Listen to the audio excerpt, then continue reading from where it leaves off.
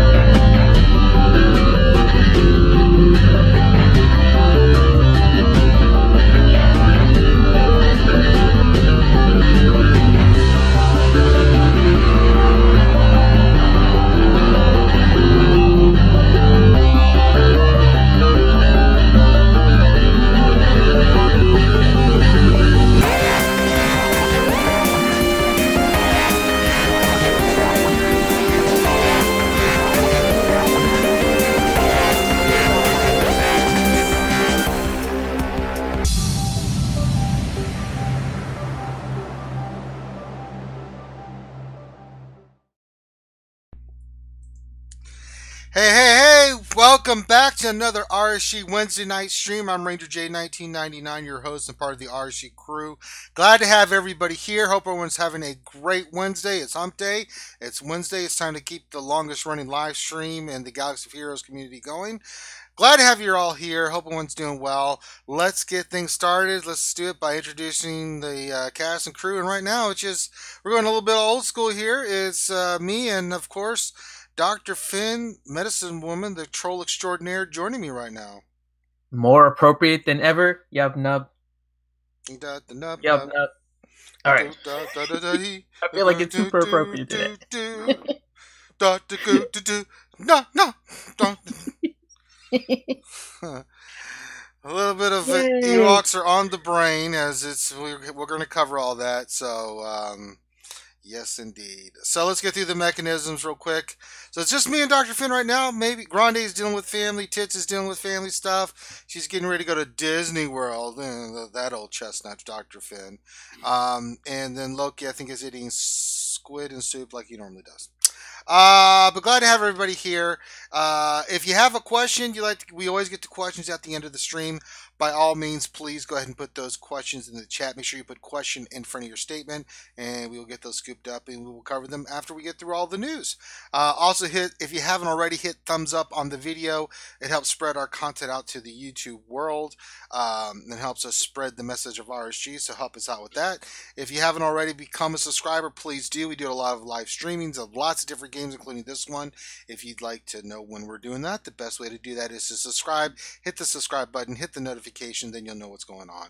We also have our Patreon set up, and if you'd like to become a Patreon sponsor, all you need to do is visit our Patreon page. We have Patreons from $5 and up. You get lots of little cool things when you become a Patreon sponsor. Helps us keep doing the stuff that you guys like seeing us do by keeping us going. So if you'd like to check that out, please do.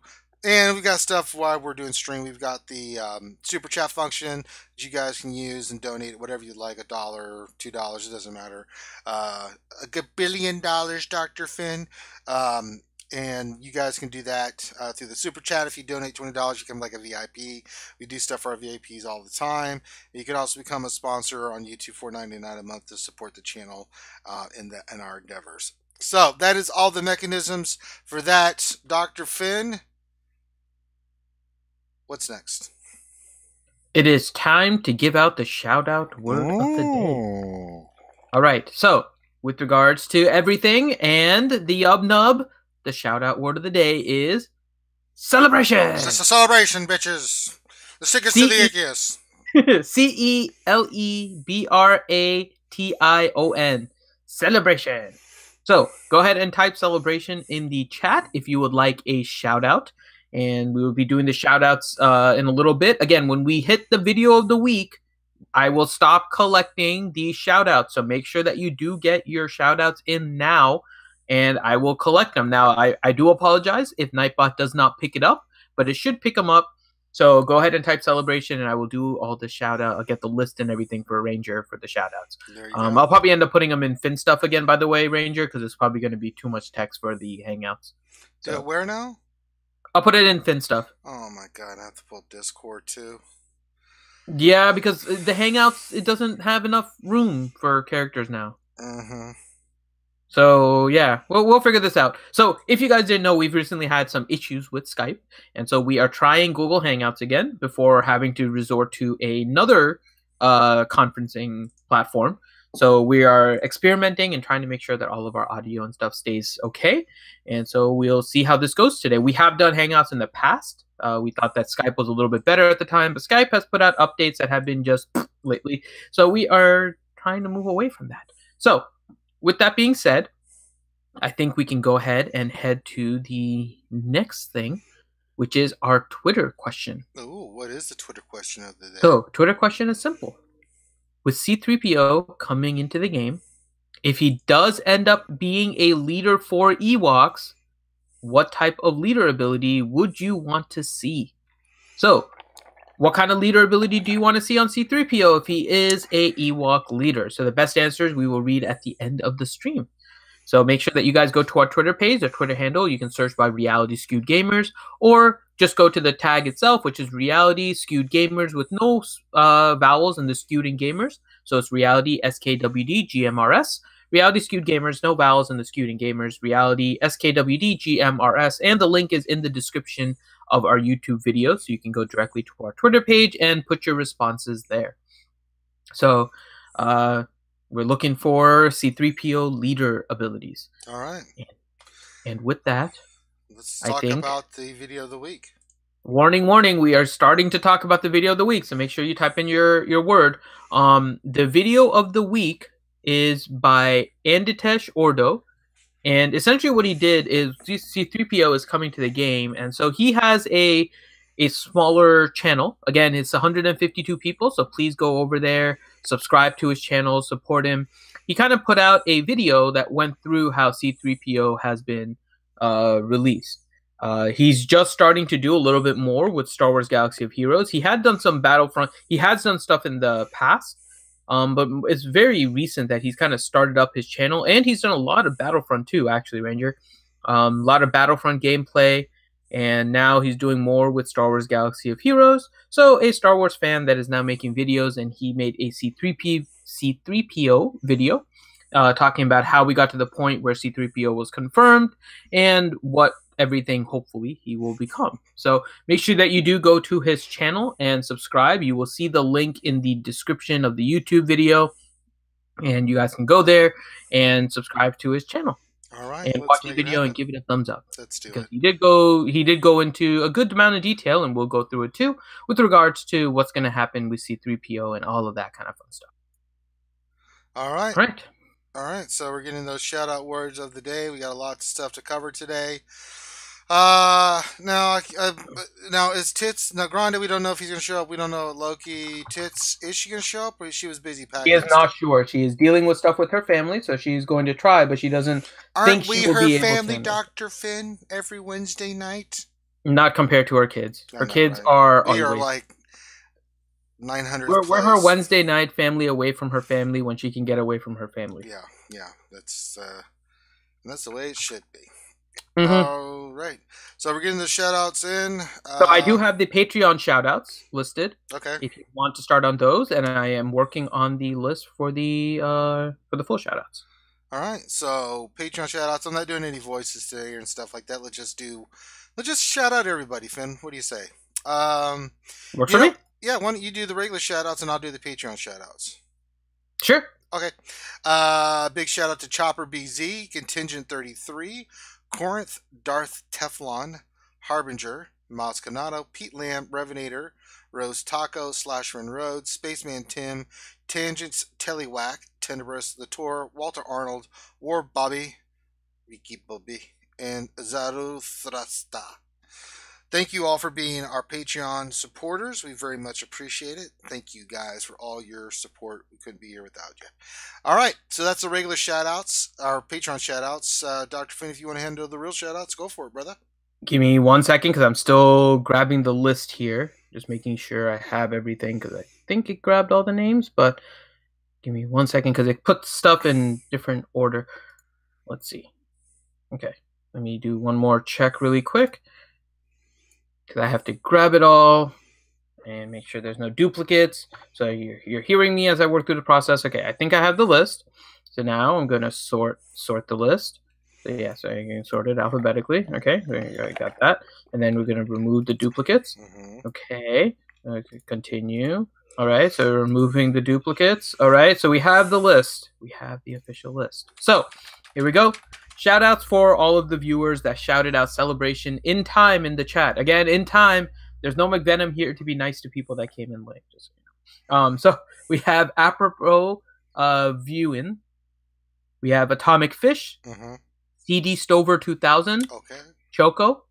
Clone Trooper 211. Okay. Commander Skywalker. I'm glad to see CLS is here. Yeah. Not CLS, just Commander Skywalker. We don't know if it's a Luke Skywalker. That's true. Skywalker. Could be Ben. Kravis 01. D Perks.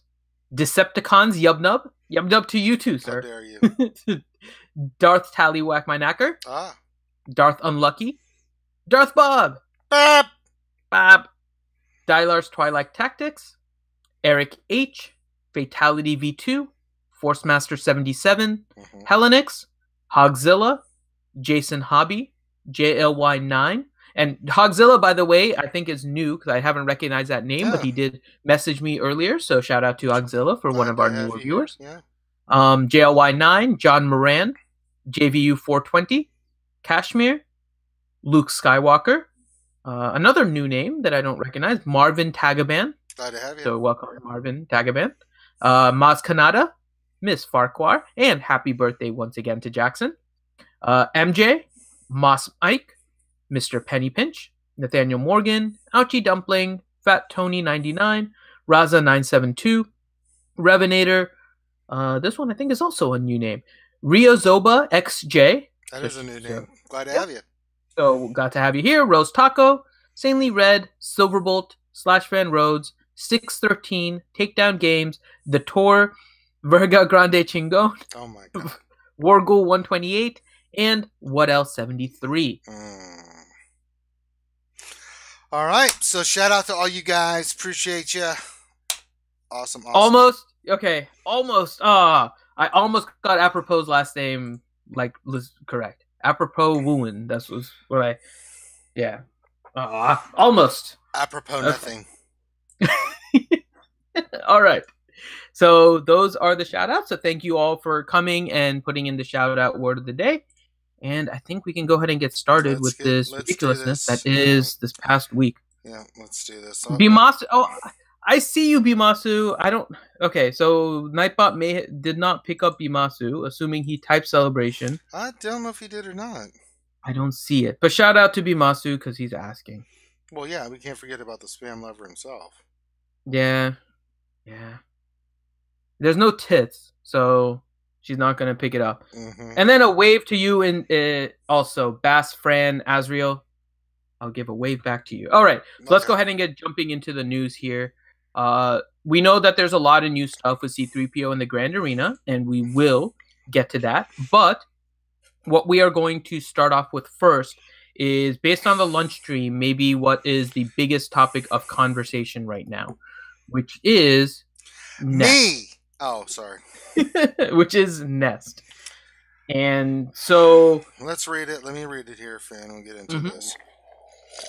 Well, let me describe what's happening first, and then you can read that. Okay. So what's happening with Nest is that people were realizing that when they were fighting with Revan, somehow Revan teams were able to break through the protection of Enfys Nest, and this happened as a result of the update. So TU14 update was released, and then there was kind of a question as to what the hell was going on. In the lunch stream, I went through it in a little bit of detail as to what I thought was going on, and then Crumb shortly afterwards posted a description of what was happening, and it turned out to be correct. So I'll go through that here, but I'll let Ranger read the first post. This is from our Lord and Savior Crumb. I've never prayed to you before. I have no tongue for it. Wait, why are you laughing? Oh, I see, because that's a different Crumb. Okay. Yeah. Hi, Holotable Heroes. the fuck? What the? That was my Chrome. You've got to work on that, brother. That sounds like a witch, man. Straight Well, up. that's what Chrome kind of sounds No, like. it's not. Oh! That sounded like a witch too. No, it didn't. Yours sounds straight witchy poo, man. Put a nose on you, send you out to public, and let you get. What did they do with witches? They did a lot. Burn them. They threw them in ponds. It's horrifying. Can I get a Scarlet F for Affinity? I don't care what you get.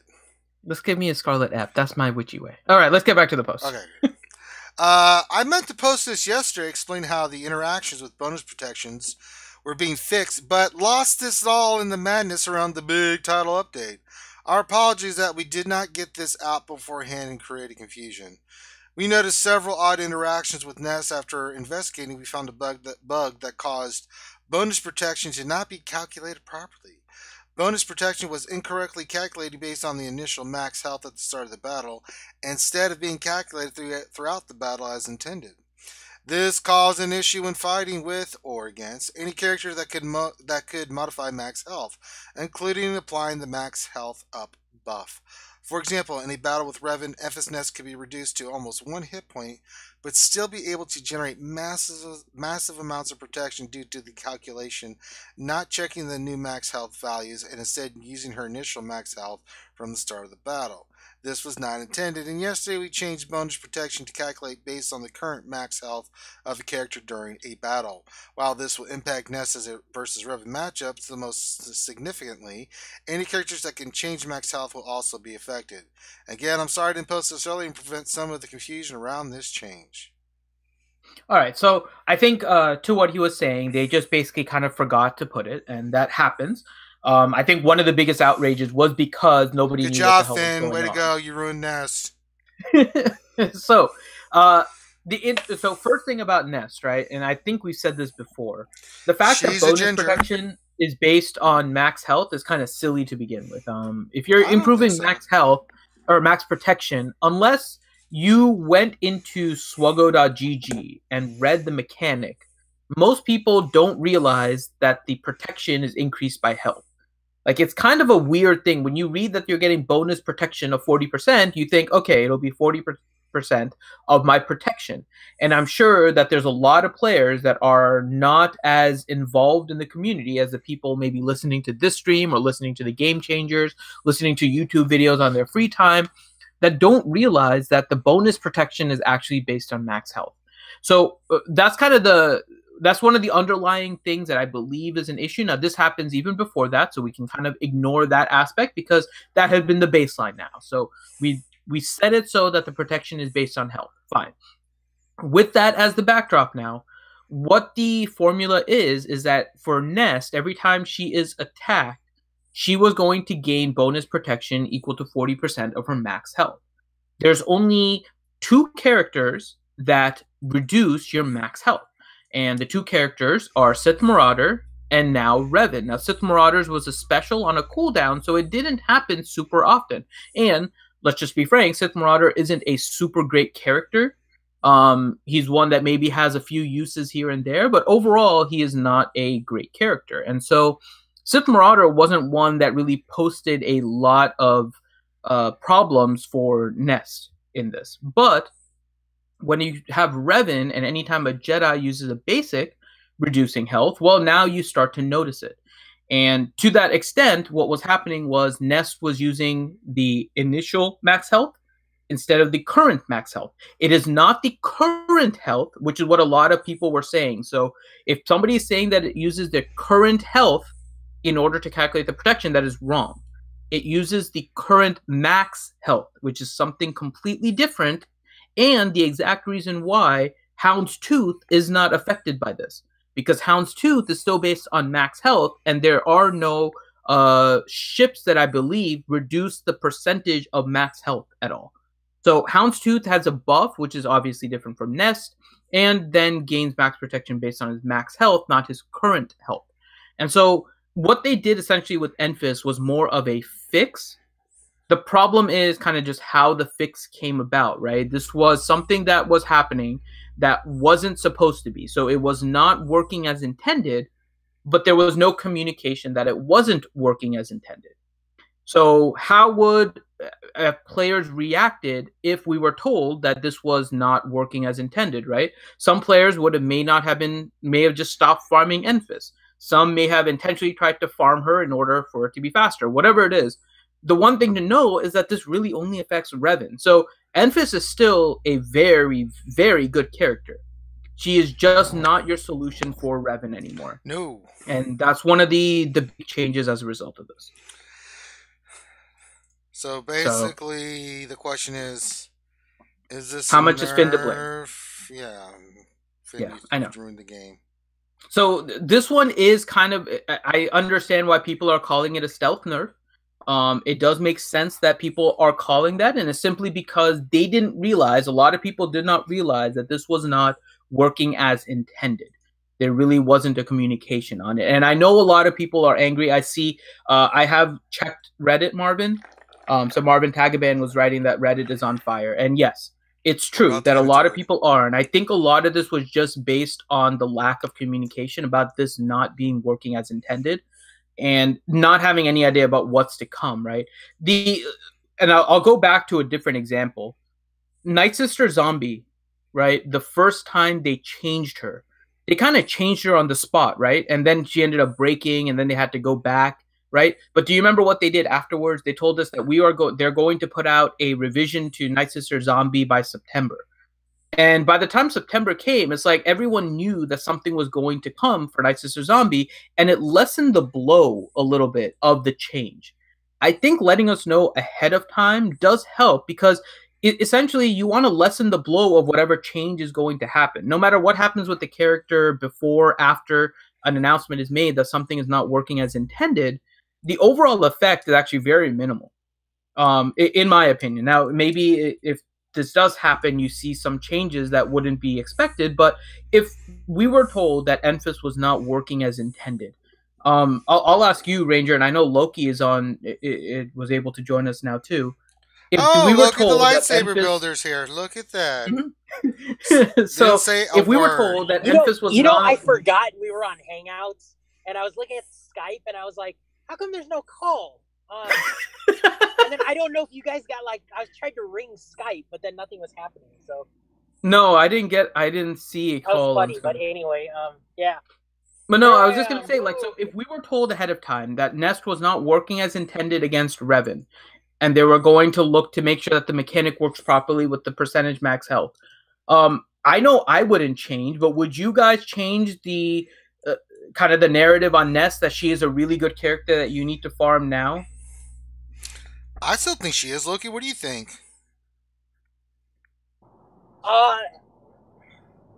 It's tough. I don't know anymore. I do. I still think she's amazing. I mean, her only weakness is against Revan. Nothing else has changed except for Revan. Yeah, I mean, Revan's Revan, for God's sakes. I mean, it wasn't a true counter, but I still think she's ridiculously good.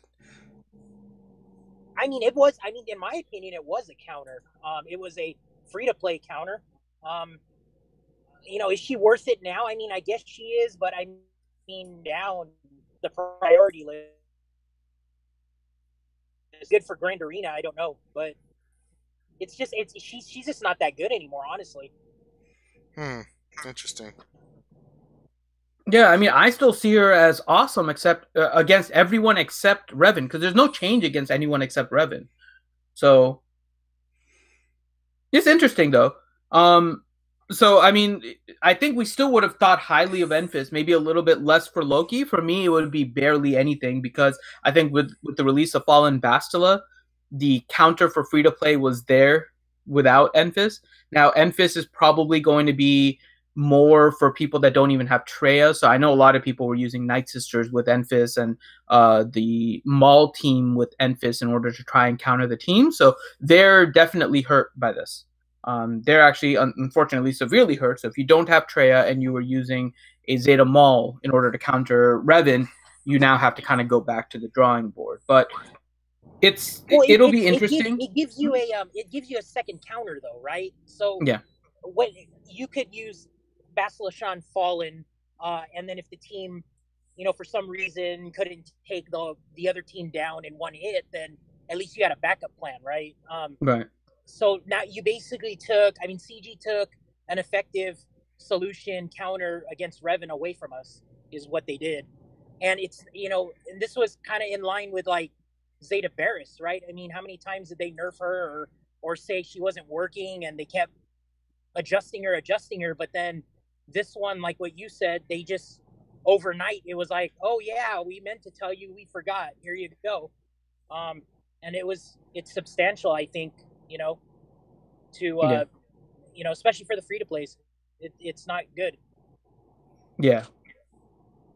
So it's interesting to see how this will play out over the next couple weeks, especially with Grand Arena coming out. So we'll see how she plays out. But just so you guys know, the main nerf is against Revan. So if you use her in other positions, she's still fine. Yes. It's just against Revan, and if for whatever reason you face a Sith Marauder, that's where you'll really see any kind of impact. So you'll have to kind of play around with it and see how you want to use her now and where you want to put her. Maybe she ends up back on defense with the Kira team, especially now with Karth maybe being a better lead for Zalbar and Mission. And so now you kind of reform that group for Territory Wars and for Grand Arena, right? So it may bring up some differences, then difference in strategy also. But that's what's happening with the Nest. And so you guys have an idea of what's going on. It was a change that apparently was supposed to happen, but they just didn't do it, and they updated it here and just didn't announce it. They forgot. So, all right, let's move on to the next thing.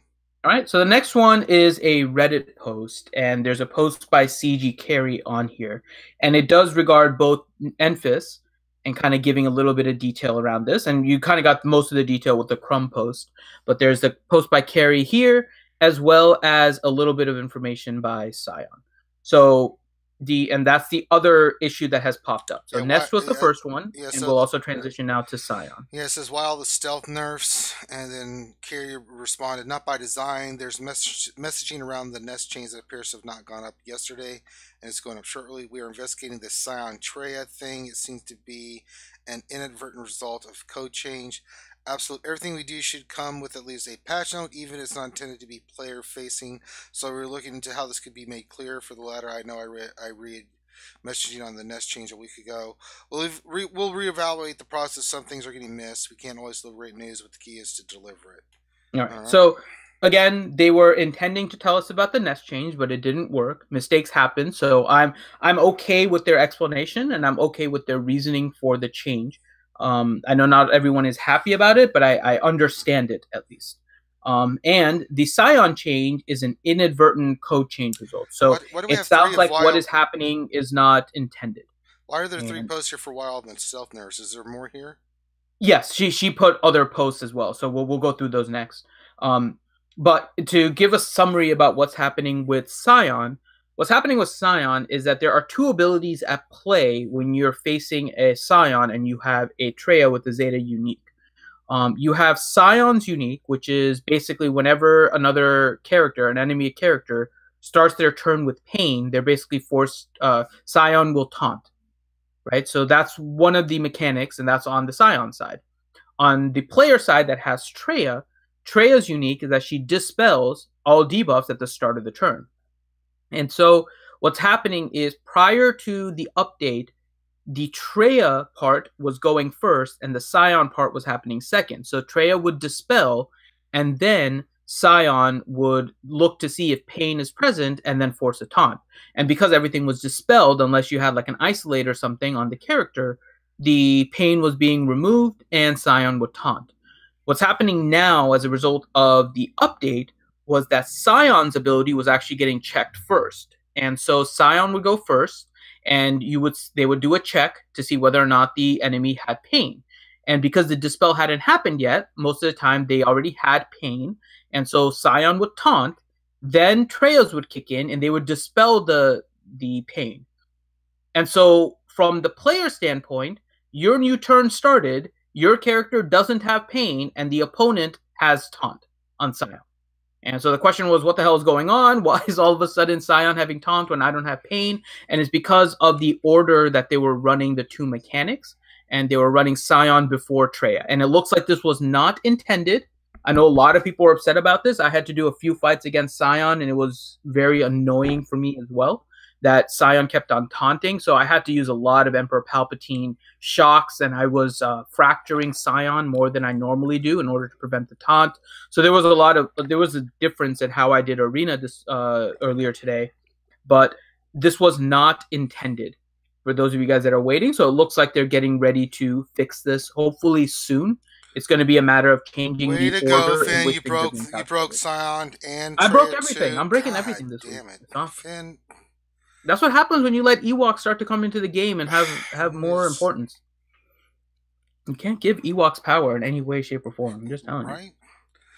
All right, so that's the first post that Carrie made with regards to that. So then she also replied in another one where basically, before you read the post, Ranger, so there was a post ahead of this one that was basically commenting about, in an angry way, the fact that CG is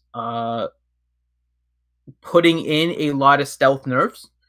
They think that CG is whale baiting people, trying to get them to spend and then nerfing as soon as free-to-play get access. And basically, there's a lot of anger being expressed in the post ahead of this one. So CG Carrie responded to this, and I felt like at least it was worth kind of going because she spent the time to write this one. So if you want to read this one, Ranger. Yep, it says, absolutely. I understand where the anger comes from, and ultimately it's because people care about this game. So as much as it hurts when people assume I'm this evil Machiavellian person, I can emphasize from why it is felt that way. I will say I could not tell you how many players have Nest period, let alone how many paid for her or are free to play. We don't make decisions about tuning based on that. We identified an issue in her interaction with Revan that needed to be resolved. It was caused by other characters, but because of Revan's kit, it was exacerbated. By the way, the other end of the spectrum, Wells and such have had a number of concerns that Revan is too beatable by too many squads, so it's hard to keep everything in balance and everyone happy. We try to leave issues that arise if they're in the spirit of the design and or aren't degenerative to gameplay. In this case, their interaction highlighted something that was not in the spirit of the gameplay. I have a number of concerns about how we neglected to present this information in advance, allow you all to understand it and be able to prepare. It's why I'm not jumping in on the other thread. There's nothing I can do that seems like anything other than doth protest. Methinks doth protest too much. But I jumped on this one because I agree the fact that these were not called out more significantly needs to be resolved. Okay. So basically, they know what happened with this, and obviously it's always a question about when to present information. Is it better early? Is it better a little bit later? What are the impacts of presenting it at different times? All of that stuff. It's just a matter of they're working on it, right? So we're giving them feedback. It's important to be constructive, right, with your criticism, and provide solutions as well as the criticism. So I think at least in this regard, they have gotten a lot of experience, feedback, and as stated before, a lot of Reddit unfortunately is on fire. There's a lot of angry people that are just looking for somebody's head because their nest isn't working as they wanted to, and they lost their counter to Revan. So that's that. All right. And then lastly, just another post with regards to what was going on with regards to the announcement. So one last post on this thread by Carrie. Yeah, she says the fix required a code change which had to go into the client TU14. That's why we didn't make it a month ago. If we announced it and then it actually does the opposite of curbing farming, it causes a rush of people acquiring the abusive character, even spending money to do so. Now, that's not something we want to encourage either way, so we don't usually announce exploitive behavior until the fix is imminent. Okay. Right. And that's just kind of the balance of, do we announce it early? Do we announce it later? What are the impacts? And so they were trying to be conscious of what was happening. It just turned out to be a character that a lot of people were using. And so there was a little bit of upset on people's part. So. I mean, that's really what this post should say is, why is Finn allowed to be in this universe? Well, I mean... You ruin everything. I know. Well, they need to put. I'm telling you right now, Carrie. All you need to start doing is just put hashtag I blame Finn when things go wrong. Everyone will understand. Yeah, they'll stop talking. They'll be like, "Come on, got to." Yeah, I mean, they blame Finn. I mean, it is kind of Finn's fault. Science, and then everything will be fine. Yeah, I'm telling you, just hashtag I blame Finn, and everything solves. It solves all problems. Okay. There's a whole next channel one. for it. I know you're not on Discord very much anymore, but you could come to Discord and just use the I blame Finn channel every time something goes wrong. You are welcome to it. So, all right.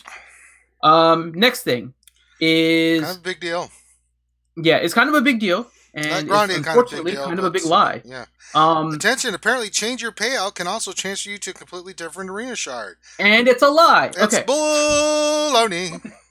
So we warned you about this during the lunch stream, and so we now have kind of an official post here from someone from EACG. So the thought and the post that some people made were, oh, well, now I'm on a different shard as a result of changing my payout. No, that is not what happened. What happened is a lot of people ended up going to a different time zone and fighting at different times.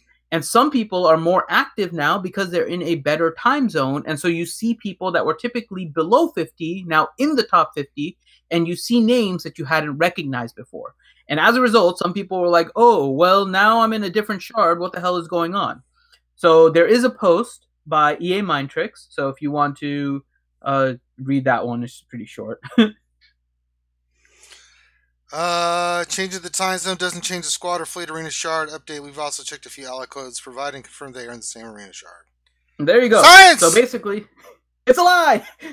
So don't be afraid to move your payout. It is not changing your shard. Anyone that's telling you that is changing a shard doesn't know what they're talking about or is spreading rumors. So stop with all that right now. You're not going to be leaving your shard. Okay? Make it simple. Don't worry. Yeah. You'll be in the same shard, and if you're working with your shard chat, you can still work with your shard chat. Yeah, there you go. All right, next one. We got content update 11/29/2018 from CG Salacious B. Chrome. All right. Hiya, holotable heroes. Finn, that's us. There's no hiya. That's added old that, cozy Finn. spoo. You've gone all cozy spoo. Nah, if I did cosplay with hi heroes. I miss that voice. I don't do that often, but when I do, it's amazeballs. Here's all the new content you'll find after today's update, 11/29/18. Dedicated to the republic he serves, Karth Ornassi is a strong leader and loyal friend to his companions. Wielding his signature blaster, he can effectively take down wave after wave of enemies while leading his squad to victory. Julani is a fiercely... Didn't we do this one already? No, so what we ended up doing was talking about... So they had the character kit, okay. but they didn't do this. So we're not going to go into the character kit. So we did that last week, but okay. You can skip that part because we did all the new characters. Yeah, we did Julani already. Yeah, okay. Changes 500 get and 100 crystals for Revan and Lightside territory battles prematurely. Territory war matchmaking changes. Added achievements for owning a 7-star Wicket, Darth Tray, and Jedi Knight Revan. Removed the Days of Spring achievement on Android. The Google Play component of this achievement is now linked to the Wicket achievement above. Shard Shuffle. These characters or ships are now available in the following locations. B-28 Extinction Class Bomber is now available in Fleet Data Cards. Fleet Mega Packs and Shipments. Sith Marauder is now available in Fleet Mega Packs. And Xanadu Blood is now farmable on Lightside Hard Node 8B. This is in addition to the node that does not replace any possible rewards currently available there. Events, Julani, Karth Ornassi, we already had them. No need to go into there. We already covered those. Packs and bundles. So we have the Juhani, the pack and bundle, typical pack. Same thing for Karth Ornassi, bundle and pack, same thing. Energy deal. Get energy to use in light side and dark side. These are the same ones. Yeah. Just those 600 crystals for energy Cantina, stuff. Again, really mod, just for whales if you're really spending it. The money spenders that are going over the 200 refreshes. Yeah, that's pretty much the same stuff. I thought there's maybe a pack in there we hadn't seen before, but no, there's not. No, that's it. And then we had all the fixes. Okay, so we got that covered. Content update. So nothing new. We've already covered a lot of this information, or pretty much all this information. Nothing new to see here, but it is updated. Well, there is one that's interesting. And if you remember, they changed the Bosk lead a little while ago, and people were upset because it felt like it was taking a little bit longer and everything to do it, and they were saying they didn't know Bounty Hunters was worth it. Well, in the fixes, there is a fix to Bosk again, where it says fix the bug where Bosk's on the hunt contract would require damaging the weakest enemy more than 10 times in some PvE battles. Oh. So apparently, occasionally, you had to do more than 10 times in order to get the trigger of the contract. So apparently that's fixed. There you go. So hopefully that helps a little bit with the Bosk. I don't know which PvE battles it was, but apparently there were some, and hopefully that is fixed. Okay. All right. So that was the update from 1029. Again, they introduced Karth and Juhani, which hopefully all of you were able to get. And in terms of kind of leftover from last week kind of stuff, it was, the last one is that the territory war bonuses ended. And so I figured we could have a little discussion here about I've talked about it. We won our last territory war, so I mean, the one before that kind of hung us up a little bit with the bonuses to some of the characters, so...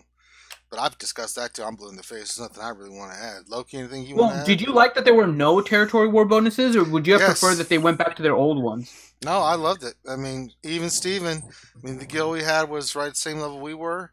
Straight up fight. Like God intended. Loki, how do you feel? I thought it was fine. I mean, but the issue, though, is, again, I think I said this on one of the streams, was the First Order just aren't that great without the bonus, and the Bounty Hunter Scoundrel, because I think the Bounty Hunters and the Scoundrels, they got the double bonus, right, which made them really good. So now the Bounty Hunter wall, I don't think is that great anymore.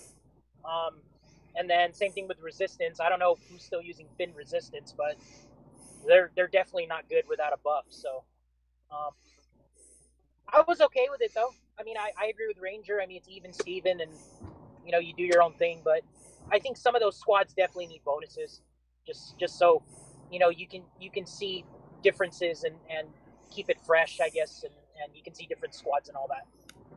And was your matchmaking okay as well? Who did we face? I think it was. I mean, we're facing guilds in the top 10 now, so the problem is we're like at 235 or 236, and then we're going to face the number 9 guild, which is like, I don't know, 210, right? So we're always going to have those differences in GP, but we're not facing the number 20 guild, right? Which is good. So I figure top 10 is fine. Maybe we should only be facing top 5. I don't know, but it seemed okay.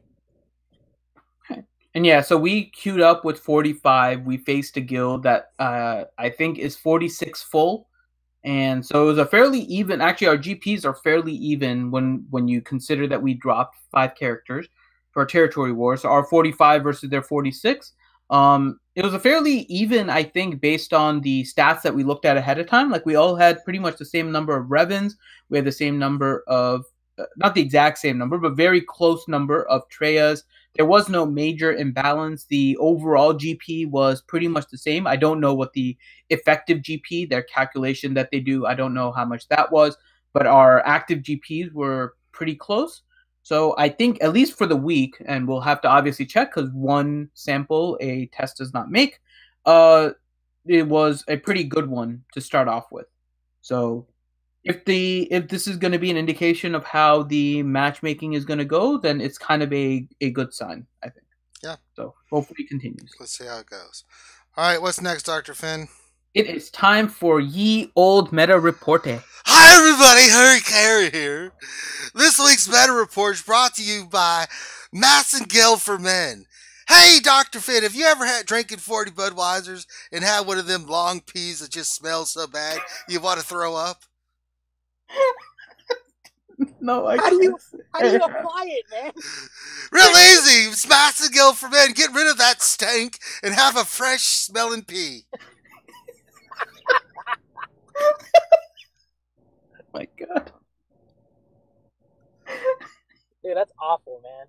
It's not as bad as the smell of beer-stained rotten pee. Who wants to walk in on that?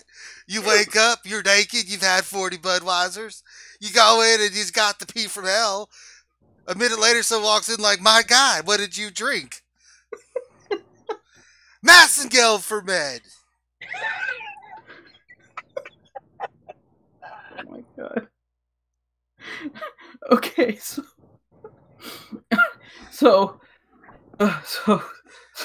Awful, man. What do you mean? It's a very important product. Loki, you're such a sexist. Alright, so the meta report, at least at the top, is pretty much the same. We have Revan and Traya kind of dominating at rank 1. We have Emperor Palpatine and CLS kind of afterwards. You have Darth Maul and Talzin thereafter. And so it'll be interesting to see now with the change to Nest if we still see Darth Maul and Talzin kind of at the top, right? Because the slow Nest was part of that team, and so that's part of the counter to Revan, and that's not going to be as effective now. So you may see an increase in Bastila, you may see an increase in Jedi Training Rey, because if you can get a fast BB-8, Jedi Training Rey can counter Revan as well. So you're looking at probably some kind of change, I think, in the lower of the top 10. But I think at the top, I'm not foreseeing a change with Revan or Traya anytime soon. If we look at the all characters, it's pretty much the same as you would expect. You have a lot of Grandmaster Yoda, Revan, Jolee. So pretty much you see what the standard team is that people are using, and then all of kind of the different variations with the Traya team as a... It's interesting. The top 10 characters, right? So the top 5 are Grandmaster Yoda, Revan, Jolee, Kenobi, and Bastila. The next 5 are Nihilus, Sion, Traya, Thrawn, and Fallen Bastila. So basically, the top 10 squad characters at rank 1 are the 2 teams that are at the top, which is the Revan team and then the counter to the Revan team. It was pretty interesting to kind of note there. But yeah, that's pretty much it with regards to the meta report. Shall we move on to the Zeta report? Harry? Oh, it's there. I'm sorry. I was trying to figure out how to use this Massengale tube. Oh, man.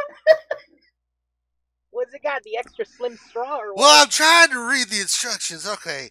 Open the box. Okay, I've done that. Shake well before using. Well, I can do that.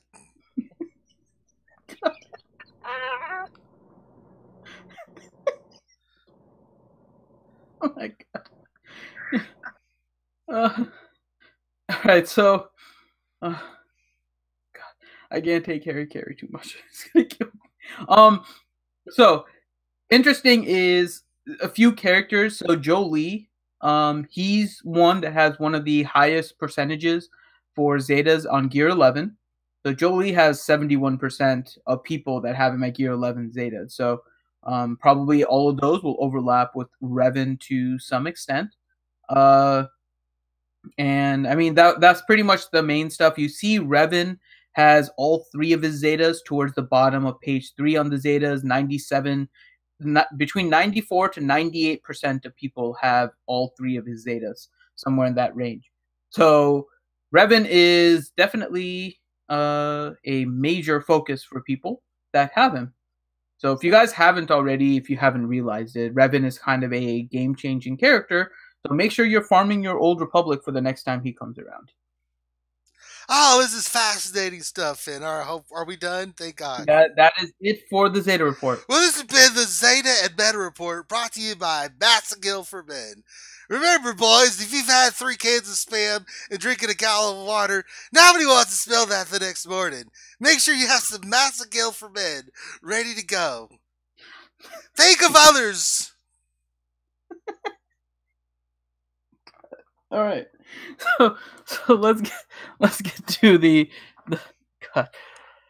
Get it together, Finn. It's just a product.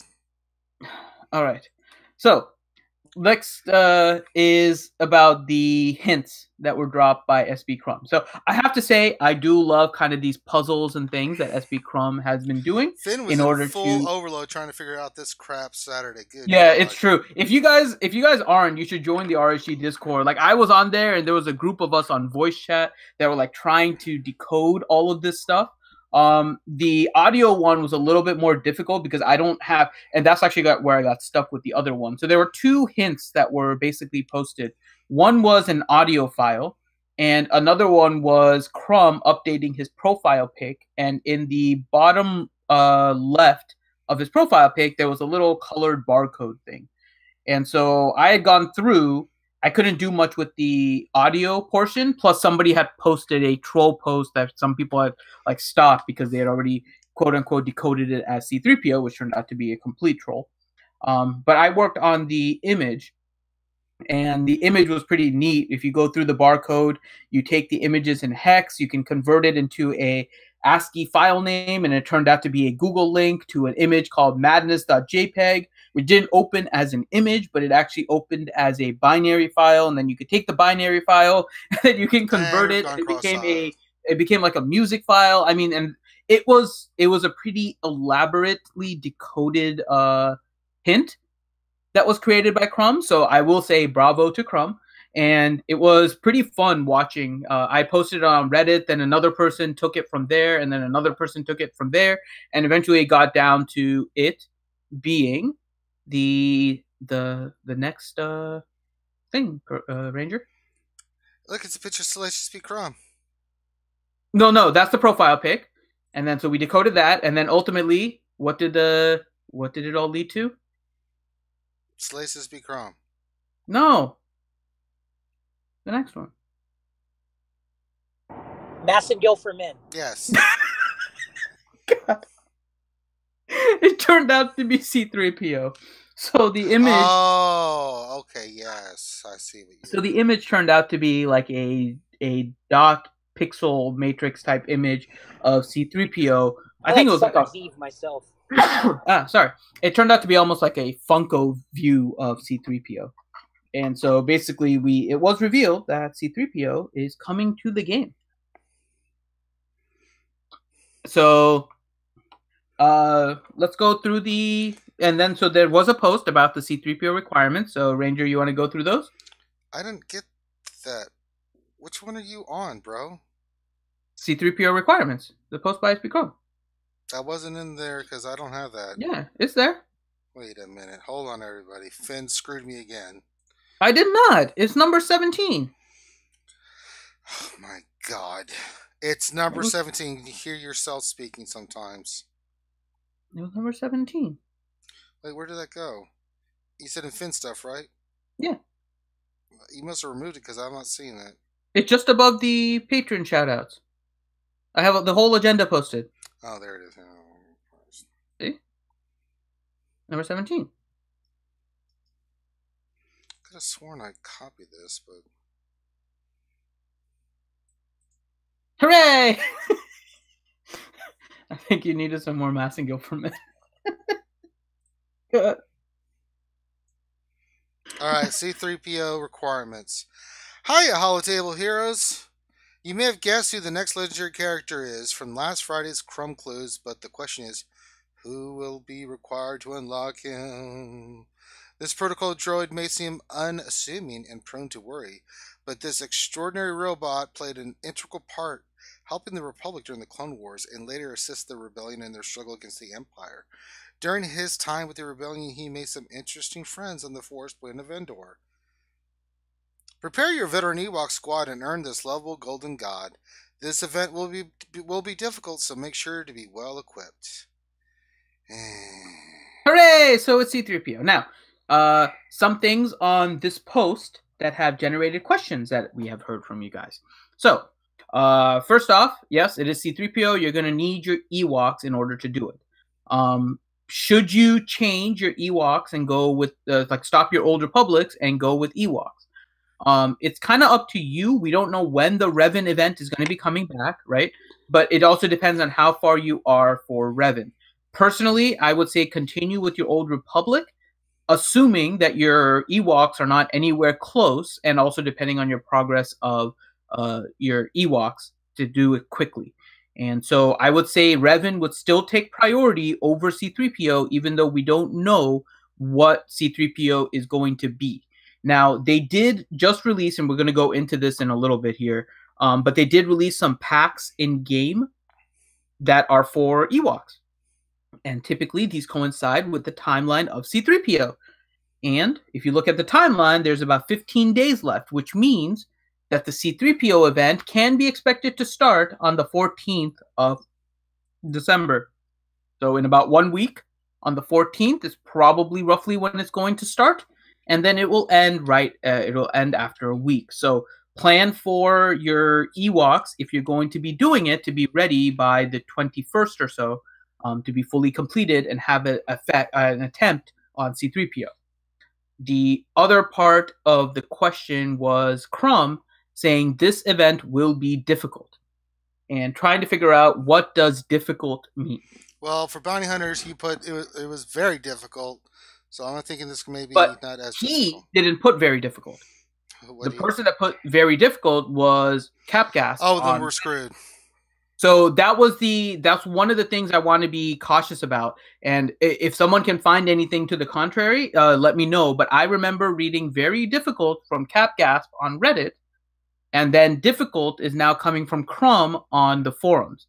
And because of their positions, right, Crumb is saying it much more from a communications perspective and letting us know whether it's difficult or very difficult is probably no different from that perspective. But from Capgasp, who is actually responsible, if you weren't aware, Capgasp is actually responsible for kind of setting the difficulty of a lot of these events, trying to balance all of these things to make it difficult and fun for us.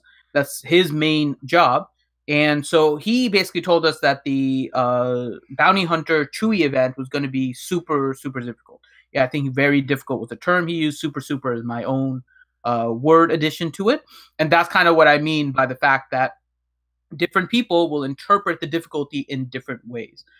What I would suspect is that this is going to be at the level of the Chewie event. It may not be, but I suspect that it is going to be at the difficulty level of the Chewie event. Possibly that Wicket is going to be the key character, kind of like Bosk was for the Chewie event. He may not be necessary for everyone, but it might make your life easier. The Ewoks are a good team for Territory Wars, right, Loki? I know you love your Ewoks on Territory War offense. Yeah, absolutely. And so if they were looking to work on Ewoks that serve double purpose, which Ewoks out of the 7 that we have would you recommend them working on? So I would do Chirpa, Wicket, Paplu, Logray, and then Scout. That's what I would do. So no Elder? No Elder, no. I'm going with Elder. I'm going Tebow, Elder, Logray, Chirpa, and Wicket. Yeah, I like Scout just because I've got Scout, but reduction on basic, and he just, I mean, if you call to assist Scout with Wicket, that little duo hits pretty hard and then reduces turn meter. It's pretty good. And then Scout gains a bunch of turn meter too, so I don't think he hits hard enough. No, Scout does hit hard once you get him to higher level gear. Scout is actually pretty decent on the damage list when I looked at GG.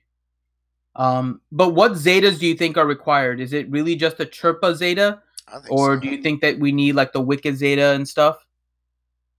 I'd say Chirpa is priority, and then Wicket's the secondary, and then at that I don't even have the other Zeta. Like I don't have Paplu or Logray Zeta. I didn't think it was necessary. You need to have the Omegas done though. Yes, absolutely. I mean, I've got Chirpa, but I know the Omega's done, but I'm not investing Zetas. I refuse. Chirpa's fine. I've got the leader. You need a leader. I was like, okay, I'll give up a Zeta for that, but I'm like, no, I'm not doing the rest of this. Get the hell out of here. I'm not going to be pulled in. I'm not going to be sucked in, Loki. So this is an interesting thing that's going to happen now, right? Chewie set an interesting precedent for us with regards to difficulty. And there's kind of a good and a bad to both of it, right? The the good is that they're giving us these events for characters that a lot of people already have 7-star. The bad is that because they already have a 7-star, rather than making it easy and maybe requiring gear 8 in order to limp in, you may require gear 10 or maybe even gear 11 on some characters to even limp in. And so they've made this an interesting split where some legendary, some whatever they want to call it, the heroic, legendary, or whatever term they want to give it, some characters require newer characters with lower gear, or they require older characters with higher gear. And I think it provides an interesting balance and provides more options for them moving forward with other characters that they may want to introduce. So it'll be interesting to see kind of how C-3PO comes out. Plus, of course, we have no idea what his kit is. No. I mean, it's going to be a legendary. Legendary characters are always good. So it'll be good, but do you really think it's going to be epic? No, I don't think so. I think he'll be at the level of Chewie, where he's going to have some role that's going to be really good, but I don't think he's going to overthrow Chewie. No. But I think he's going to be at that same level where he's going to have a really good use. He's not going to overthrow Revan. I don't think he's going to overthrow Revan. I think it's just going to be a really, really good character that you'll want to have, but may not be your super priority unless you have maybe like an R2 or something to go along with him. All right. Do we want to discuss this new profile pic? No. That was just one we were going to go through kind of quickly. So we're done. There you go. Okay. For the love of God, CG makes C-3PO cutscenes skippable. I think you need to read this one as CG Harry Carey. Hi, everybody. Harry Carey here for EA Carey. She would speak to you, but she doesn't speak to the masses.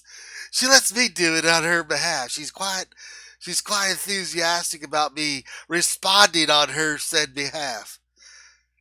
Hey everybody, without tech, I believe what we were able to do for C-3PO and all subsequent runs of Chewie is the ability to skip after the first time watching in the event. It does mean whenever an event comes back, you have to watch them one more time. I can't promise exactly when it's getting into the build, as I'm not looking at change list, but I'm fairly certain we have this fix lined up for C-3PO. Oh, good. I don't have to go through the whole Chewie thing again, Finn. I figured you would like this one. Hey, Loki! Now, would you love to watch the cutscene over and over again? I know you're a glutton for punishment like that. Yeah, I can't wait. It's a trick question, Loki. You're all going to do the event once and move on. Ranger, on the other hand, is going to get molested by light and pixels. You're going to need to make sure that you have some of that massing gift for men ready.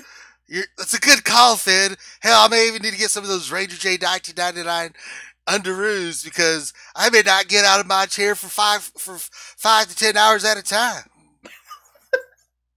God.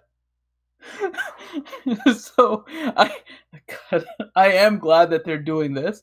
So they're hopefully going to be again, she's not 100% as she's waiting to see what's exactly going into the change list, but it looks like our request for being able to skip cutscenes when we have to do multiple attempts has been heard. We may have to do it the first time each time the event is returning. But that means for this time, we'll have to watch it once, and then we should be done. So should be hopefully a less annoying going back and forth with attempts. As I'm sure we're going to have multiple attempts, as long as we don't have to watch that stupid cutscene. I can't, God, between Thrawn always going to his desk and like turning around and giving like the half eye, or Han and Chewie constantly failing to get into that door. Oh my God, I hated those cutscenes, watching them over and over again. They were fun the first time, but oh God, I couldn't take it. And Ranger, I'm sure it was worse for you because you were actually trying to like finish it even longer than I was. I don't know what you're talking about. I've removed that from my brain through electrical shock therapy. All right. So we've had the mention of Title Update 14 a few times. And so we did get some details about a lot of things coming in Title 14. So Title Update 14. So Wargle, I hate to tell you this, but I've already got most of them Gear 10 and the Zeta. So, sorry. They will be a lot better than any characters I've gone in with. That still may not be enough, though. Still may not be enough. I'm trying to get them to Gear 11. So, I think Wicked just needs a piece to be Gear 10, and then Papalo needs a couple pieces. Not hard to get to Gear 10. I've got half of the pieces for the other ones already locked and loaded. So, I'll go through one by one. I'm going to start with Chirpa, Wicket, to get to Gear 11 first. I think that's going to be priority. One Papalo too, because we want him tanky. All right, title update 14/12/4/2018. Hi, Holotable heroes. We're excited to announce title update 14 is here. Can you prove you are the best in the Grand Arena? Unlike Squad and Fleet Arena, you will now be able to fight anyone in the game in an 8-player struggle to earn some awesome prizes. Here you can compete against players of a similar galactic power from around the world. We're kicking off Season 0 with a special exhibition event that starts soon, so make sure to get the latest update and get ready to play. In the meanwhile, why not customize your profile to show off your top achievement and display your favorite Star Wars characters as your portrait? Last but not least, in addition to fixing numerous bugs and making many improvements, we're also debuting the most requested quality of life feature. Change your payout time. Choose which time zone up to 2 times a year. Check out time zone calculator in game to see which time zone fits your ideal playtime. Read on to find out more about the Grand Arena and the rest of today's update. So, yeah, we've got the Grand Arena here. Finn, why don't you read this? Because, all right. Yeah, I can do that. So, Grand Arena. Get ready for Grand Arena, the ultimate test of skill. First, unlock. Grand Arena is a new table that unlocks at level 85. Similar to other timed features, a shortcut will display on the Cantina Homes HUD help when a player can participate in a Grand Arena event. So I want to stop there for a second because I'm getting slightly annoyed by something in game that's happening now. There are now 2 stores that don't have a place that you can access it from the Cantina. Yeah, with weekly, and what's the other one? Now the mod store. The Grand Arena table has replaced where the mod store was. And the mod store is still active. If you go to one of the other stores and you slide through it, then you can see the mod store and what's available. But now it's no longer on the HUD. So we have 2 stores that are effectively hidden at this point. I think they need to change the way that they're handling this. Because there's no other way to really get to the mod store otherwise. Even if you go through mod battles, the store doesn't show up from there. Like if you go to Cantina, you can get to the Cantina store, right? If you go to the mod battles table, there is nothing. So it's a little annoying. So just something to consider, CG, with all of these stores that are being bought. I really hope that you have a way to get to the store a little bit quicker. There needs to be something else. Guild events, there is a way to get to it, Hideous. You have to go through the guild events part of the table in the guild store, and you can at least get to it. But yeah, there's not enough room anymore for all of these tables, and it's getting a little bit hard. So it just becomes... It'll be difficult for newer players to find some of these stores, I think, without knowledge of it. So just something to keep in mind there. So what are you saying, Finn? What are you trying to say? That they need to make it so the stores are easier to get to a little bit. They have some space in the Cantina area that you can do it, but I know for a fact that there are players that didn't even realize there was a weekly shipment store. Mm-hmm. Like they just missed everything. And it's because it's not like active on any of the screens. So you're going to have people missing it. And I don't want them missing. They have all these like new stores that are actually pretty cool. I like the weekly shipment store. I like the mod store, although we don't technically have people buying it all the time. And so it would be really nice if they made it easier for newer players to find these things. It would be nice. So just something to consider for CG, because I don't want their stuff going missed. All right. So next thing, matchmaking. Leveraging the new matchmaking changes, players are placed into a group of 8 opponents that have similar collections so that all players have fun and challenging fights throughout the entire Grand Arena. Once players are in a group, matchmaking pairs players with a similar number of wins, rising the highest skilled players to the top of the group. Matchmaking avoids players that have already fought whenever possible. I think it pretty much ends up that way. You have a potential of having it, so it's pretty okay. Group edge cases. In the instance that the number of participating players is not divisible by 8, we create 8-person groups starting with the strongest collections to the weakest collections. The final 2 groups then split such that both groups have 4 or more. For example, if there are 9 players between the final 2 groups, they will have 5 and 4 players respectively. Buys. In the instance of an odd number of players in a group, 1 player will receive a buy each round. Matchmaking continues to try to match players based on wins, but that will not always be possible. So, yeah. That's it.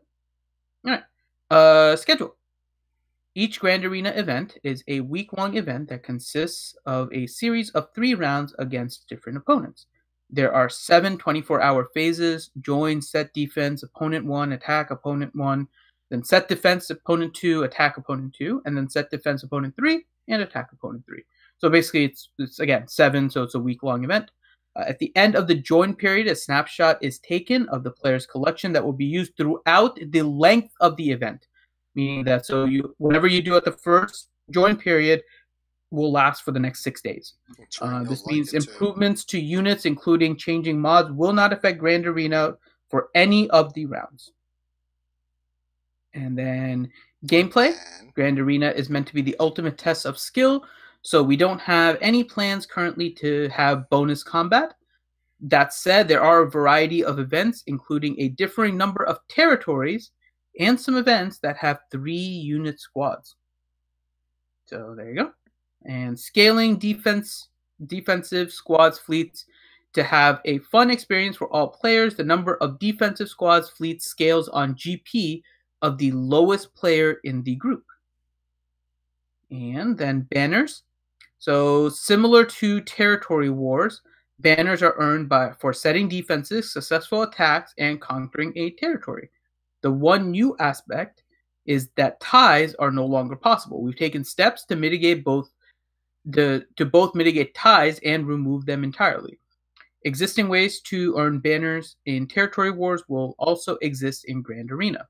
This includes number of attempts, surviving units, and unslotted units. However, the value of using unslotted units has been increased to emphasize the risk-reward of using an undersized party. Full health protection. We have added 2 more criteria to further mitigate ties. An additional banner is earned for each unit at full protection and another for each unit at full health. This further identifies not only the fleet squad that won, but how well it won. Bonus protection does not count, and units that enter battle with no protection will automatically earn the protection bonus. For example, Nihilist Elite. Okay. And low gear level units. Tiebreakers. In the rare occasion of the event ending with tied banners, the player with the higher GP will win. In the extremely rare chance of equal banners and equal GP, a random player wins. No changes have been made to territory wars at this time. I feel like the tiebreaker should be the opposite. I agree. If two players have the same banners and one has less GP, I feel like the lesser GP did better because he managed to tie the person with the higher GP. I feel like they should change that. What do you think, Loki? Oh, did Loki leave? I think Loki had to leave. He had to go eat squid and soup. Yeah. I think they should change that to make the lower GP will win because it doesn't make sense to have the higher GP be the tiebreaker. Yeah, I mean, yeah. They've done more. They've done more with less, effectively. So, okay. But what if they're tied with the same amount of GP? What do we do then, Finn? Well, they said it's a random. Oh, then you're screwed. In the extremely rare chance of equal banners and equal GP, a random player wins. That sucks. I win. I tied. I lost. Yeah. All right. So next, auto deploy to help players that forget to set defenses during one of the setup phases. The squad's fleets set on a territory in a previous round will auto deploy if no fleet squad were deployed that round, and squad fleets have been deployed in a previous round. So basically, if you put stuff in a previous round, they'll just carry it over if you don't change anything. That's right. Rewards. There are many opportunities for rewards throughout the event, including small rewards for every squad that is defeated, rewards based on winning, losing a round, and event-based ranks number of wins. Season 0, which is an exhibition event, is our 1 round and only groups 2 opponents to give players a chance to get used to Grand Arena. All right, so that covers everything with Grand Arena. I have to say, I made some of my defenses earlier that I'm going to be putting because... Are you allowed to put defenses yet? Not yet. We will in 19 hours. But I don't have the time to deal with Grand Arena. Yeah, I don't really either. I just don't. So I have made myself fun teams that when people face me, they can have fun with it. So one team is just Hermit Yoda. So somebody can just go in and with whatever character they want. So nice boost in points for them there. So it'll be Hermit Yoda. I have 2 Twi'leks and a Cup. Oh. So it's a Cup lead with Ayla and Mission. Okay. I think that's going to be a pretty fun team. Okay. I have my Wookiee team, of course. Okay. Then I have the Han team because you can't have the Wookiees. Well, no. Han. And then I also have the Hat team, which is a bunch of characters that have really, really cool headgear. Okay. So it's like Embo, Dengar, Zam, Cad Bane, and I'm trying to remember who the last one was. But I have another one with really cool headgear. And then I have one of these is not like the other team, which is Cody, Echo, Fives, and... Well, how many defensive teams are we going to have to place? It looks like you're going to have to put 10, because each territory has 5. Wait. I think. 10 teams on... Oh, no, it's still saying question mark. Yeah, I'd say we don't... It's still saying question mark. It says squad size is 5, because they said that can be variable. So, yeah, it's still a question mark right now. We'll have to see. So we will see in a little bit, and it's going to be based on your GP and stuff. Oh, goody. All right, portraits. You can get your It's not reverse cheating. I'm putting in that team without even caring who the opponent is. I'm not cheating for anyone. I'm putting in what I think is going to be fun for defense. I have the Tuskens, too, with a lead with Tusken Shaman and Tusken Raider. So the rest of this we don't really need to read. You can do portraits now based off stuff. Titles, same thing. And then we have, the time setting is the most important thing. Yeah.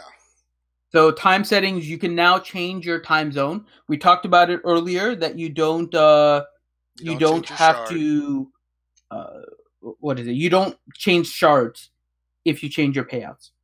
If you change your payouts, then all of your events, all of your stuff changes during that same time period. So if you change your arena payout by 6 hours, then all of your energies are going to shift by 10 hours. Did I say 10 or 6? Whatever. The same amount. Whatever hours you change your arena is going to change your energy times. Is going to change your shop resets times. Everything. They're all going to shift. So just make sure that you're ready for that. The only stuff that doesn't is your guild stuff now.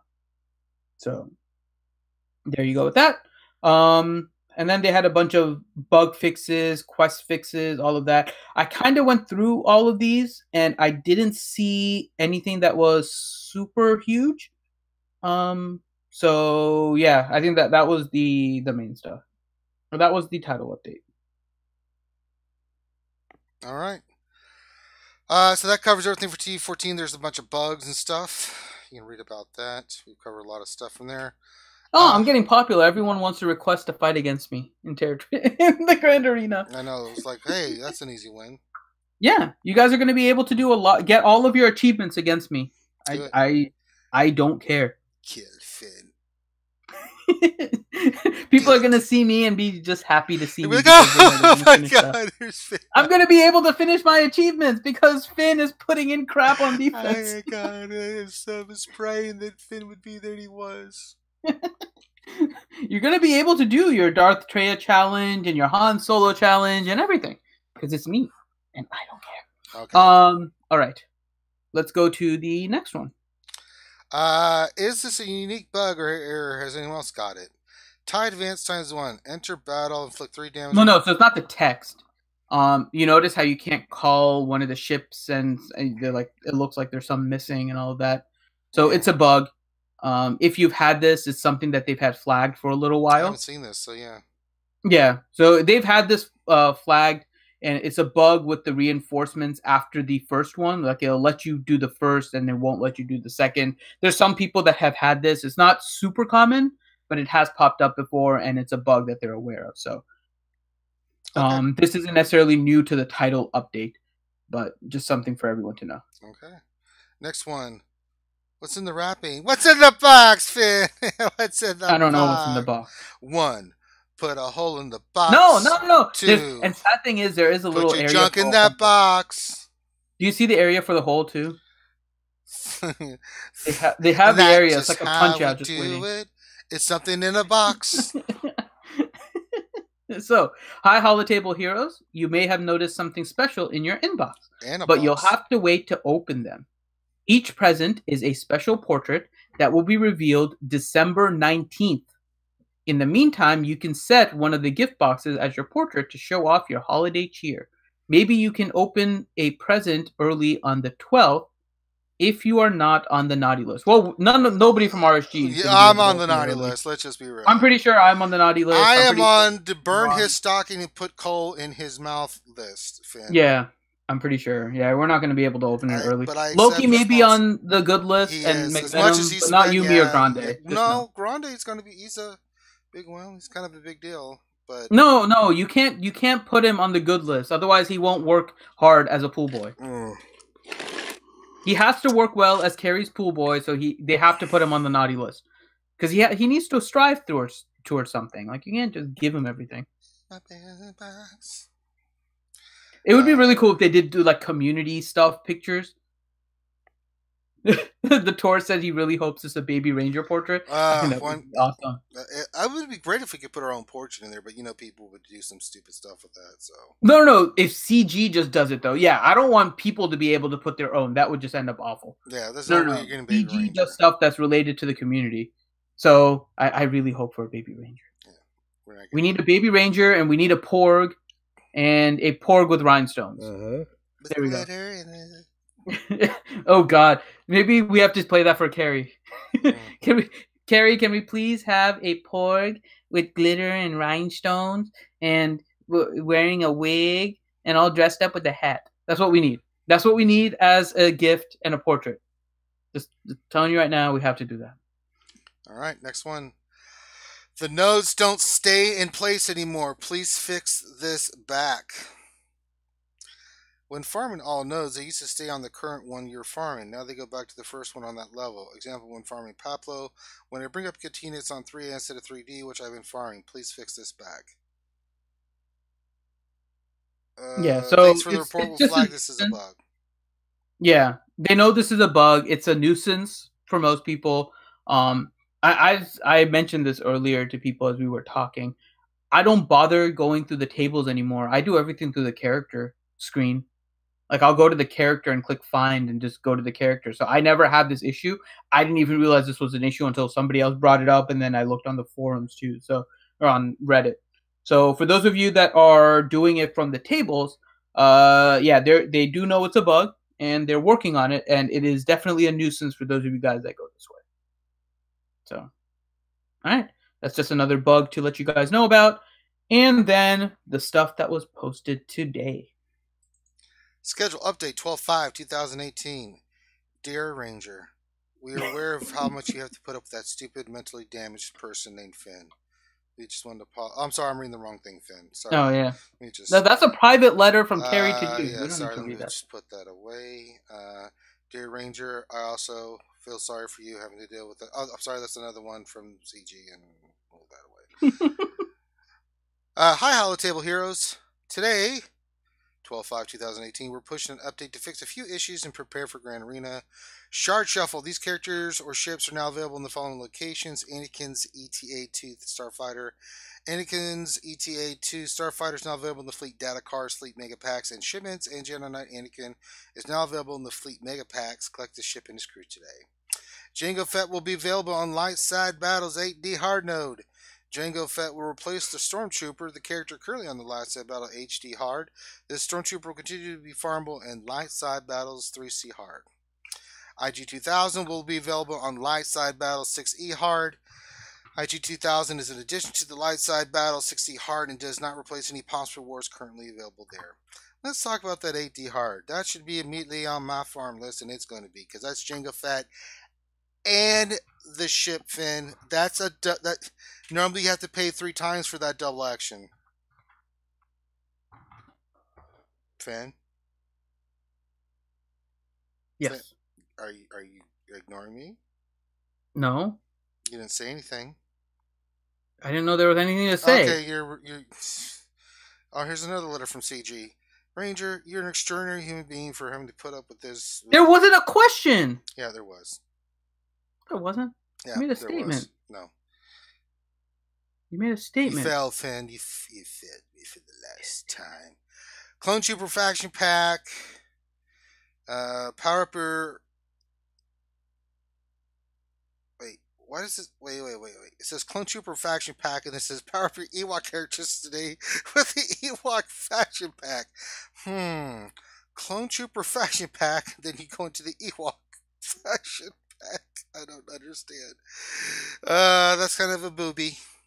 This pack awards 2 cards worth of Ewok shards. Wait, I think you have to refresh because I think they changed it. I'm looking at the post and there was an update. I don't want to. I want to keep the boo boo Okay. on screen. That's fine. Yeah, they did. So you get 2 shards, card 1, card 2. If you're looking to farm these, it's 1,099 crystal. You have to be 20 or above to get it. We've got the Mega Bundle 1. This is for gear, so we've got that. Bundle 2, same thing. Mod Salvage Starter Bundle is now back, so we can get the Mod Salvage.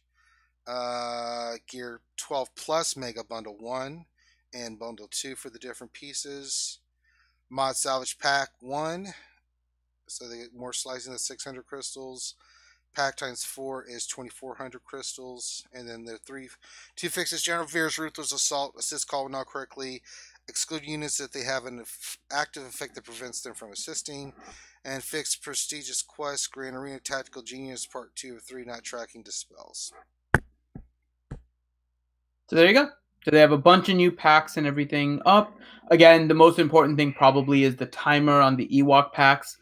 They are in-game. They have another 15 days left, which means that more likely than not, the C-3PO event is going to start around... It is going to start probably when there's 7 days left on the pack, which should hit around December 14th, which would be in line with the hints and everything that Crumb had given out. And so the other thing which is interesting is that Jango is on the same node as Houndstooth, which is fine now, but I don't understand why they didn't put Houndstooth on the same node as Bosk. Yeah. Because now it's just a little weird that you have to find Bosk, and then you find Houndstooth, and then Houndstooth is also getting you Jango. Yeah. Which is fine. I need both of them. It's not a problem for me. It's just weird the way that everything is being placed.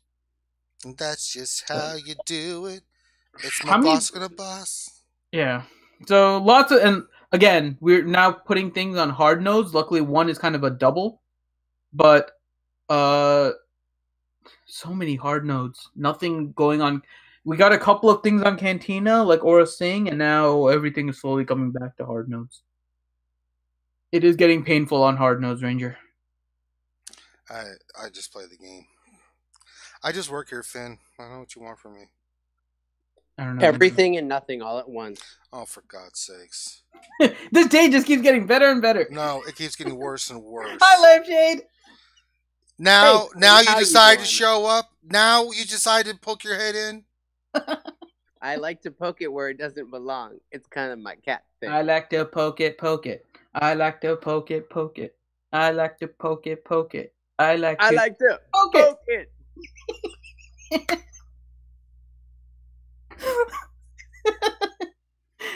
I think you need another letter from CG. I hope you didn't kill anyone I know. Team Ranger has just gone mute. He just doesn't care. Oh, we got $1.99 from Zoe Faye. Team Fuzzy Nutsacker mount up. Okay.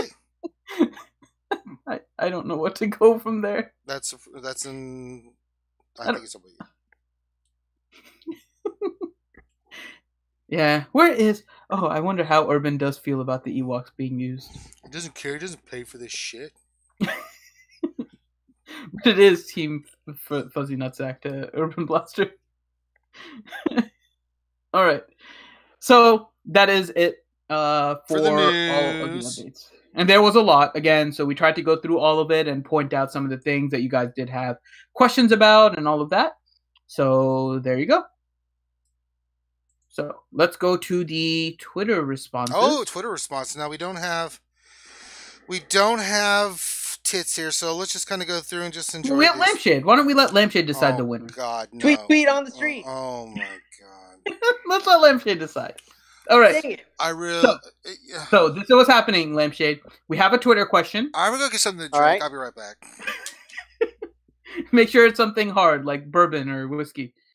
So we have a Twitter question. The Twitter question is: C-3PO is coming to the game.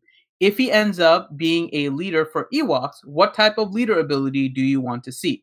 And so we have the viewers that responded. And so I'm going to read you the responses, and you're going to end up picking your top 3. Okay? Deal.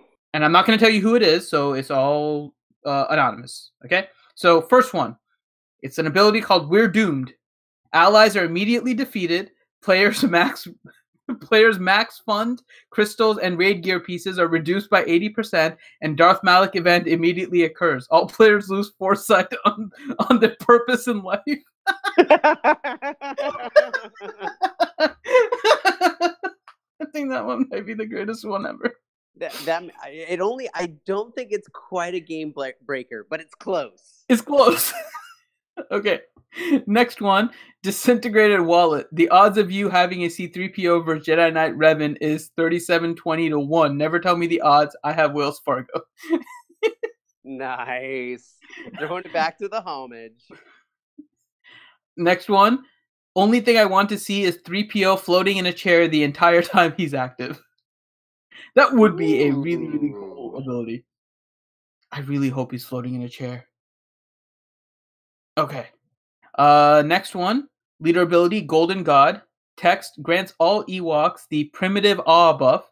At the start of the turn, C-3PO flies away in a floating chair. All allies with the special buff run off the screen and chew on the wires inside your phone so that you can't witness their murderous rampage. I just want to hear, like, anytime, like, you start a match with C-3PO and he gets the aha buff, you just hear ah, and then run off screen and eat your wire phones. Yes. Or your phone wires. Now, what the hell is a wire phone? God damn. All right. Next one. Oh God, really? The Golden Shower. I mean, the Golden God ability, which has the Ewoks rain down on opponents. No need to be discreet or hide that one. Mine would be the Golden Shower ability. That's what he wrote. He wrote the Golden Shower ... I mean, Golden God ability, which has the Ewoks rain down on. Hey, you need some Basigil for men if that's going to be the case. Who wants stinky pee when you're fighting on the Forest Moon of Endor? Oh my God. All right. Next one. C-3PO's Ewok leadership. Sith Bears FTW. Full text, level 8 Zeta. C-3PO flips you the bird and gives all Ewoks a red lightsaber. This ability makes no sense. Neither did Jedi Knight Revan. This is how CG do now, Biznatch. Deal with it. This ability will be nerfed when 80% of the players have C-3PO Zeta. The first 100 players who apply the Zeta automatically win whenever using this squad. In any game mode, including ships, players applying a Zeta after C-3PO's second release will automatically lose all battles, even when using other squads. So that one makes top 3 if the description under the leader says everything you just said. God. All right. Next one. Next one just says Ewoks. Why did it have to be Ewoks? Oh, God. Next one is whenever an Ewok uses a basic ability, a random Jedi dies and can't be revived. Yay! Wow. That's one way to make it a counter to Revan. God damn it. See, I'm waiting for the one to tie to you, Finn. There has to be one. Somebody had to put one how it applies. No, we're down to the last one. I don't think this is going to tie it to me. It's a damage off. It's a damage / offense boost, or levitation, or both. So that was the last one. Let me refresh one more time just to see. And so yeah. give me the. So I'll tell you first off. The automatic winner would have been Finn automatically gets imported as the game instead of Wicket shows up. It's Affinity's avatar that you see on reality skewed gamers, and it's called We Are Finn, and that would have automatically won. But since that didn't come out, let's go through the refresh. Okay, which ones do you want me to go through again? So I think let's talk about We're Doomed, the almost game breaker. Okay, so We're Doomed. Allies are immediately defeated. Players' max funds, crystals, and raid gear pieces are reduced by 80%, and Darth Malik event immediately occurs. All players lose foresight on their purpose in life. Damn. All right, let's do, and then potentially runner-up number 2. This is not in any specific order. The one that basically is said something to the effect that if they can put Revan in the game, so I can do whatever I want. Yeah, so C-3PO's Ewok leadership, Sith Bears for the win, full text, level 8 Zeta, C-3PO flips you the bird and gives all Ewoks a red lightsaber. This ability makes no sense, neither did Jedi Knight Revan. This is how CG do it, Biznatch. Deal with it.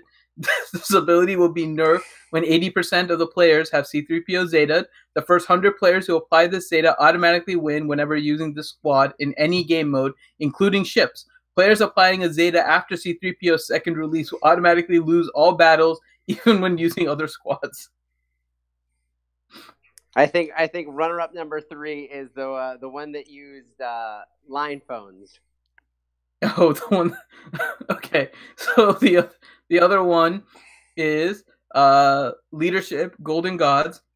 Grants all Ewoks the primitive awe buff. At the start of their turn, C-3PO flies around in a floating chair. All allies with the special buff run off screen and chew on the wires inside your phone so that you can't witness their murderous rampage. Oh man, that's a tough choice. It's those are the 3. We just need a 3. I love the name of the first one. We Are Doomed. Mm-hmm. The fact that Siri or Google or hopefully our user doesn't know what a phone line is and thinks everything is a line phone. Or the fact that little Ewoks are running around with Jedi sabers and C-3PO flips me the bird. Well, if I get a drum roll, Finn. That sounds like you're patting your tummy, so I love it even better. It feels like an appropriate Ewok. That sounds really inappropriate, so no. So I'm going to go ahead and give it to Ewoks with the red lightsabers with C-3PO flipping the bird as long as that bird is a Ranger. All right. So good night, everybody. So We're Doomed was by Silverbolt. Nicely done. Mm-hmm. Revenator was the one with the Golden God. And then the winner was Hellenix, who came up with the Ewoks with a lightsaber because Jedi Knight Revan didn't make sense. Guys, those were awesome. They were super creative. I loved them all. Thank you, guys. All right. He spent time on the image. He wants to show the image. I don't know. Let me put it in. Let me see if it'll show. I don't know if I can paste a picture. Hold on. Let me see if I can. Oh, are you telling me there's an image to go along with this There ability? is. I don't know. No, it's not working. But we'll figure it out. I'll put it in Discord or something later, Hellenix, for people to see. If you want, you can put it in the Discord. I don't think we're going to be able to get it up this time. It's a little bit different. I see it. You can go to the Twitter and see it, or you can put it in the Discord. So, congrats, Hellenix, for being the winner. All right. Let's get to the questions. Question time. Time for question time. All right. So, okay. The questions are loaded. So, first question, John Moran So what's the next faction I don't want to farm I'll need for a popular character? Jawas or Tuskens? God. Don't rule out the Geonosians. Yeah, Just but don't keep forget it about the there. Geonosians. Oh, boy. All right, next question, Nathaniel Morgan. Will Ranger buy the Ewok Mega Pack? How about the Gear Pack? Why would I? The Gear Pack actually does not seem terrible, I have to say. The Gear Pack is not awful, depending on how much you need of those items. There's only one of those 8 items that I need. If you guys look through the pack probabilities, you will not get 2 of the same ones. They basically give you 2 cards, and both cards will have like a different set of 4 that you can get. So out of the 8, 4 of them are available with one, 4 of them are available with the other at different prices and stuff. So they have the pack probability file listed there, so you guys can go there and check out the details. But it's actually not a terrible pack if you actually wanted to do stuff. So I actually have a question about the last question. Mhm. So of characters you don't want to farm that you'll have to farm, when are Wookiees gonna get their own class? I mean, there's enough of them in the freaking game, even though it's all the same one. Minus like. So they said before they don't want to introduce a faction if they don't have a purpose with them. So we have a bunch of Mandalorians, we have a bunch of Wookiees, and they don't want to do what they did with the Separatists, which is essentially give them the faction tag and then do nothing with it. They've kind of forced a couple of things with Separatists a little bit, so I don't think they want to go that route. So I don't think we'll ever actually see Wookiees. If I had to say it, it sounds like Wookiees are getting a bigger screw job than the battle on Kashyyyk. I'm just saying. My God, no, they're not. Stop it. All right, next question. Wargul 128 question. Will Ranger spend 12 hours trying to get C-3PO with Ewoks? Of course. Yes, God Lord, yes. Lampshade is very enthusiastic about this. Okay. Next question, Nathaniel Morgan. Question, why has Paplu not shown up a single time in the guild store since the puzzle? Don't say farm from Cantina, because chirp. It's just bad RNG. Finish Chirpa and then farm Paplu from Cantina. I mean, I've had the same thing, so he has not been in there. So me just wonder if they're up to no good. Well, Ewoks are always up to no good. No, CG. Oh.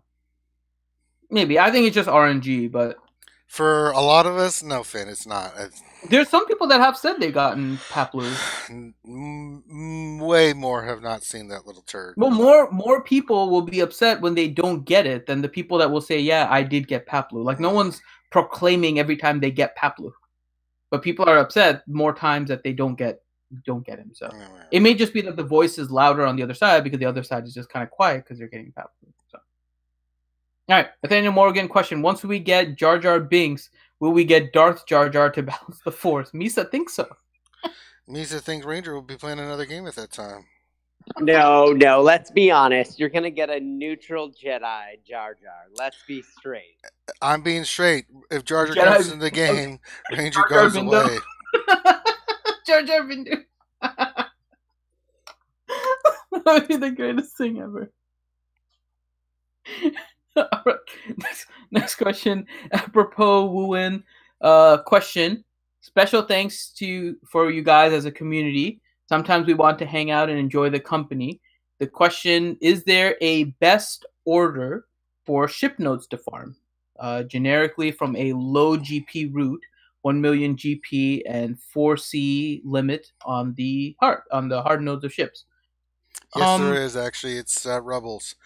Rebels unlock the Zeta challenge. The fleet. No. He's asking about the ship nodes. Oh, the ship nodes. Is there? Because he can only get up to 4C hard. So he's asking, is there a best order to farm them? I don't think there's a best order. I think it's just based on what you need. Yeah. A lot of the good stuff, unfortunately, happens at 5. Yeah. That's when you get Sion. That's when you get Nest. I mean, No, Sion's actually 4.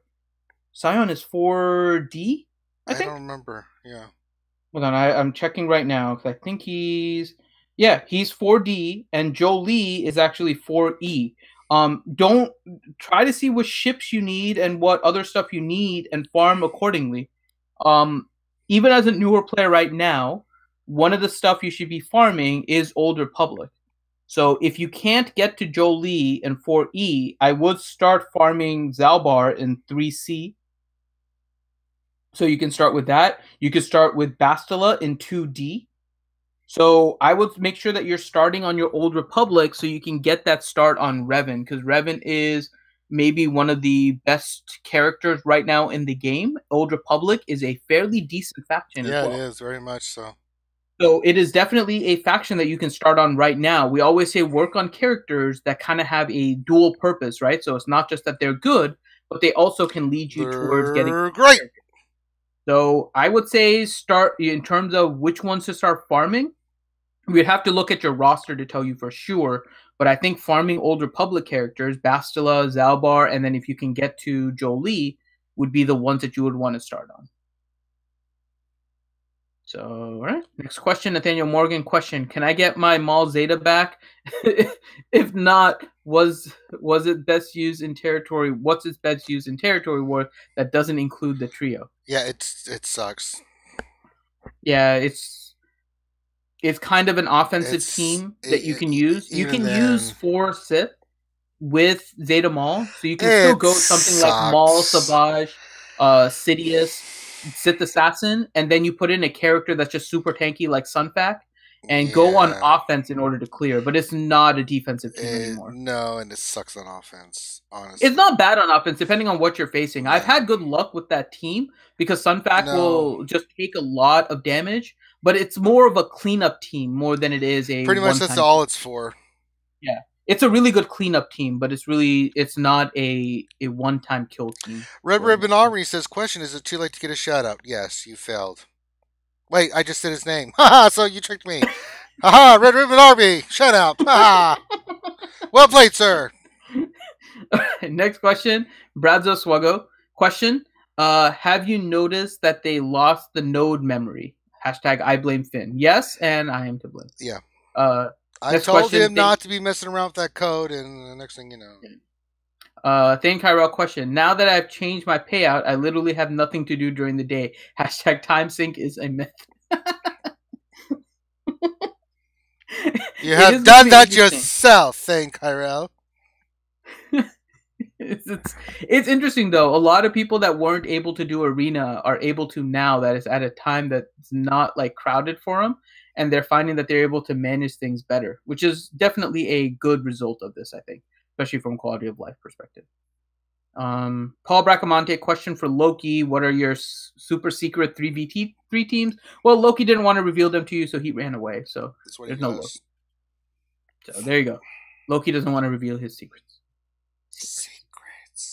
Next question. Thank Kyrell. Question for Loki. Not here, Skip. No, I have to read it because he's trying to troll him. Oh, okay. If according to you, all factions suck and new character tunes suck, why didn't you teach your last two guilds to beat said faction and tunes in territory wars rather than running to a bigger guild? Thane has been trolling Loki about going to TI for a long time now. Oh, snap. Damn. Next one, Christian Egg. Oh, it's a new name. Christian Edgerly Bailey. So welcome. Let's see. Question for you guys. What synergy? And so let's see. TBK Chris here from the British Knights. So shout out to British Knights. Okay. Question for you guys. What synergy do you think C-3PO will have? Droids, rebels, etc. Both. Actually, I think none. Oh, really? What do you think? I think his synergy is mainly going to be... Well, so if he has a leader ability, the leader is going to be Ewok-based. Because if you look at overall his character, he never led the rebels. He didn't lead any droids. I don't think even he'll be... I don't think... didn't get Yeah, he's not going to get a leadership ability Zeta. I think he'll have synergy with his other Zetas, with the Ewoks, and with rebels. And I think he'll have some mild with Ewoks, and then specifically R2. Yeah. I don't think it's going to be all the rebels. I think it's just R2. Yeah. But I see him easily playing a more support role that with other droids than he would play any more leader outside of Ewoks. Yeah. All right. Next one, RSG Vormax. Question: why does CG not release the character kit before having a bunch of people spend gear and Zetas and credits without knowing if C-3PO is going to be good, bad, or useful? You just answered your own question. Well, no, I don't think he did. Yeah. Why? So, because you don't know. Well, no. There's no reason you have to buy it now. You don't have to buy anything, but I'm just saying. Exactly. That's my point. If like you don't know asking for why aren't sure, they releasing the kit before asking people to spend the money, right? I agree with your philosophy, but the reason they do that is because people will panic and be like, ah! And yeah, they will. But if people are reasonable, right, the packs last for 2 weeks. True. The event is going to come up before that. So why are you spending that stuff early? We've said it before. Don't start spending things ahead of time unless it's something you're going to do anyway. So just kind of wait. There's no reason to spend on all of your Ewoks now unless you really want to work on Ewoks. I mentioned it before. Ewoks were a faction I was waiting to have a reason to kind of work on. So I'm spending my resources on trying to get my Ewoks up. But that's because I want them. If you don't know what C-3PO is and your Ewoks are behind, it's a protocol droid. Just wait. You'll get the kit probably in at least, I would guess, in about 6 days would be maximum. So maybe by the 13th, you'll get the kit. Probably a little bit sooner than that, I would hope. But the event will probably start on the 14th. And then you'll have 7 days to gear them up. So if you're going to buy stuff anyways, why not wait to buy it until see what you need? Yeah. I mean, we always tell you guys not to just go ham wild and go buying this crap. Wait. So yeah, that's it. Okay. I more disagree with the premise of them trying to force people to spend money. If you're going to spend money, you're going to spend money anyways. It has nothing to do with their release. If you're going to make sure that you're spending your money wisely, then wait until you see the kit. They're not making the packs end before you see the kit. Then that would be a problem. Like if they had all of these packs end before the 3PO event, then you may have a question. But they're not doing it that way. So just wait. They're giving you that opportunity. John Moran question: what's the under/over for number of hours Ranger will need on the 3PO event to 7-star? I'll let the odds makers come up with that one, number 2. That's gonna be a hard one. I would say 5.5. I'm gonna go with pi. Really?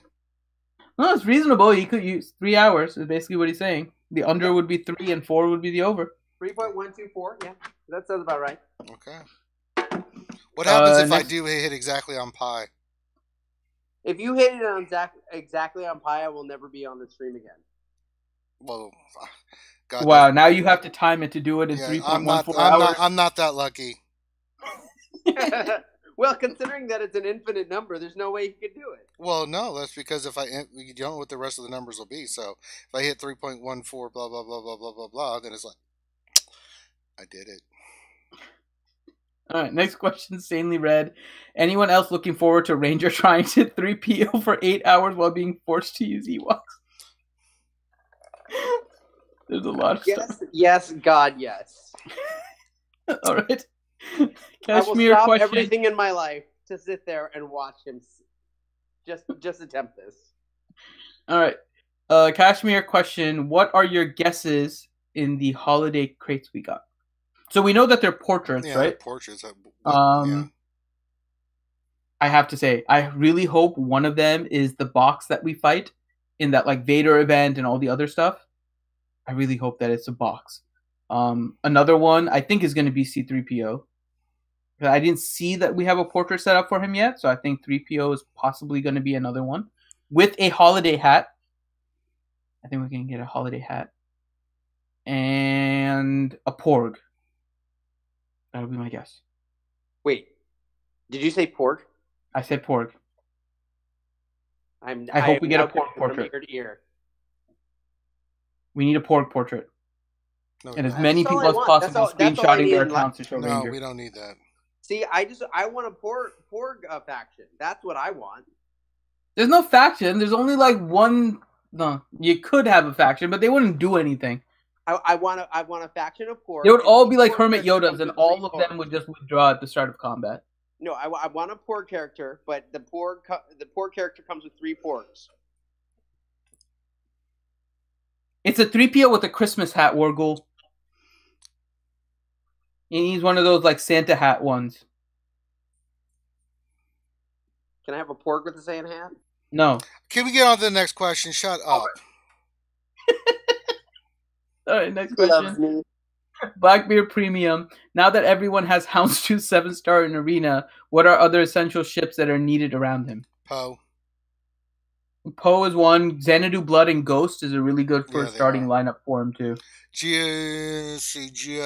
I mean, I mentioned we've talked about it before, but Warriors WTF team is a really good one. Yes, it is.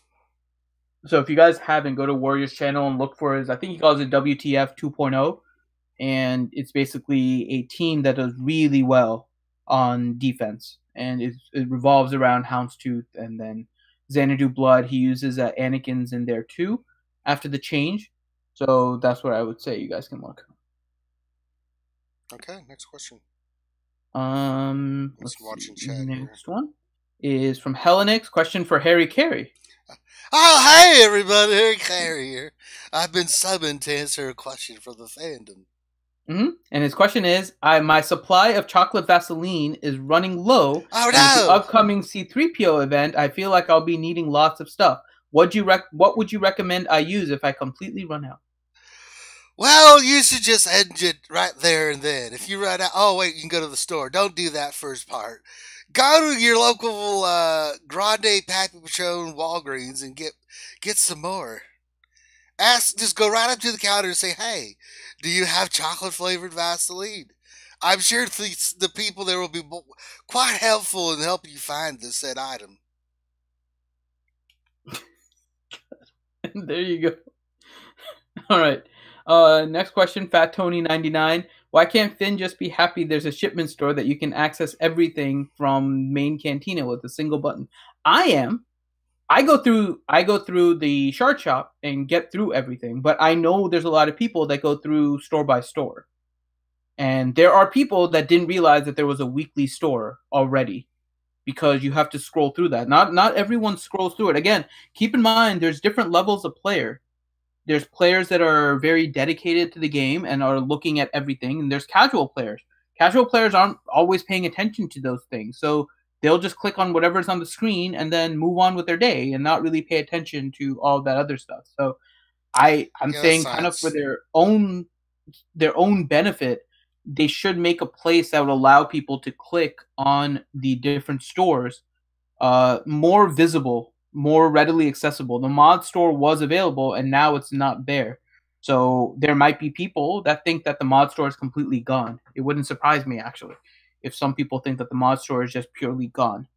So I scroll through the stores I click on the shard shop store, the shard store first, and then I scroll through everything. So I never really miss anything. I go from there now since they introduced it, but it's more of a general thing. Next question, Travis Anderson. Question, so they gave us those 3 boxes for pictures and really don't know why. Anyone know if they're unlocked somehow or what? They will be revealed by the 19th. Potentially, there's going to be a reveal of some kind on the 12th. They mentioned the 12th as a date that maybe they'll reveal 1 and then give us the other 2 at a different date. But that's if we're not on the naughty list, and I feel like I'm going to be on the naughty list. Yep, I'll be on the naughty list. Ranger is definitely on the naughty list. But no doubt. I don't know. I may or may not be. I probably am. All right. Next question, Revenator. Question. I knew Grande was a big deal, but this is getting out of hand. They've added the Grande Arena, the Patron title, the GP. I guess being a pool boy has its advantages. You know it. Membership has its privileges, brother. All right. Let's see. Next question, Nathaniel Morgan. Question: will there be fleet in the first Grand Arena match? Don't know. Not in the exhibition. The exhibition no, doesn't look like okay. there's going to be any fleet. So, the actual first match, who knows? The first match may. It looks like they have some rotating styles that they're going to work on in it. So we'll just have to kind of see how it works out. Next one, Nathaniel Morgan. Question: can someone report Finn for reverse cheating? It is not reverse cheating. Report him immediately. I don't care. I don't need more of a time sink. Yeah. I don't. I like playing multiple games. So I've been playing Heroes of the Storm, Awesome Knots. I'm starting to do StarCraft 2 a little bit more now. I mean, it's just more fun to play more games. I'd rather not have all of my time spent in a single game. Cheater. So I'll play the stuff that I find fun to play. And I don't think... And he'll cheat in all of them equally. Yeah, it's true. If you ain't cheating, you ain't trying. He's an equal opportunity cheater. It's true. See, he just admitted on air, folks. You have your proof. Go for him. Get him. Yeah, I know. But at least CG hasn't called me a cheater like you. He called all of us a cheater. Nope, just you. Oh, that's true. All right. Question from Elenix for Ranger. How should we gear up our Ewoks? Hoard gear and do nothing until the 14th. Gear up 1 from gear 8 to 11, then move to the next. Gear them together and to get each to the next gear level as a group. So what would you do in terms of a gear? The last one, that's what I'm doing. So I've been going each one by each gear level. So I've got 2 left to get to 10. Actually, 1 left to get to 10. That's Paplu. And I just need a couple minor pieces. He'll be 10. Then from that point, I have all my Ewoks at 10. Then I'll take them from 10 to 11. I'll start working on the main ones. Chirp, Wicket, Paplu. Those are my priorities. And then I'll, work on trying to get as many as I can to 11. But I will have them 10 going into there. The Zetas done, the Megas are done. So I've been going by tier of level of gear. I think that's the smartest way to do it.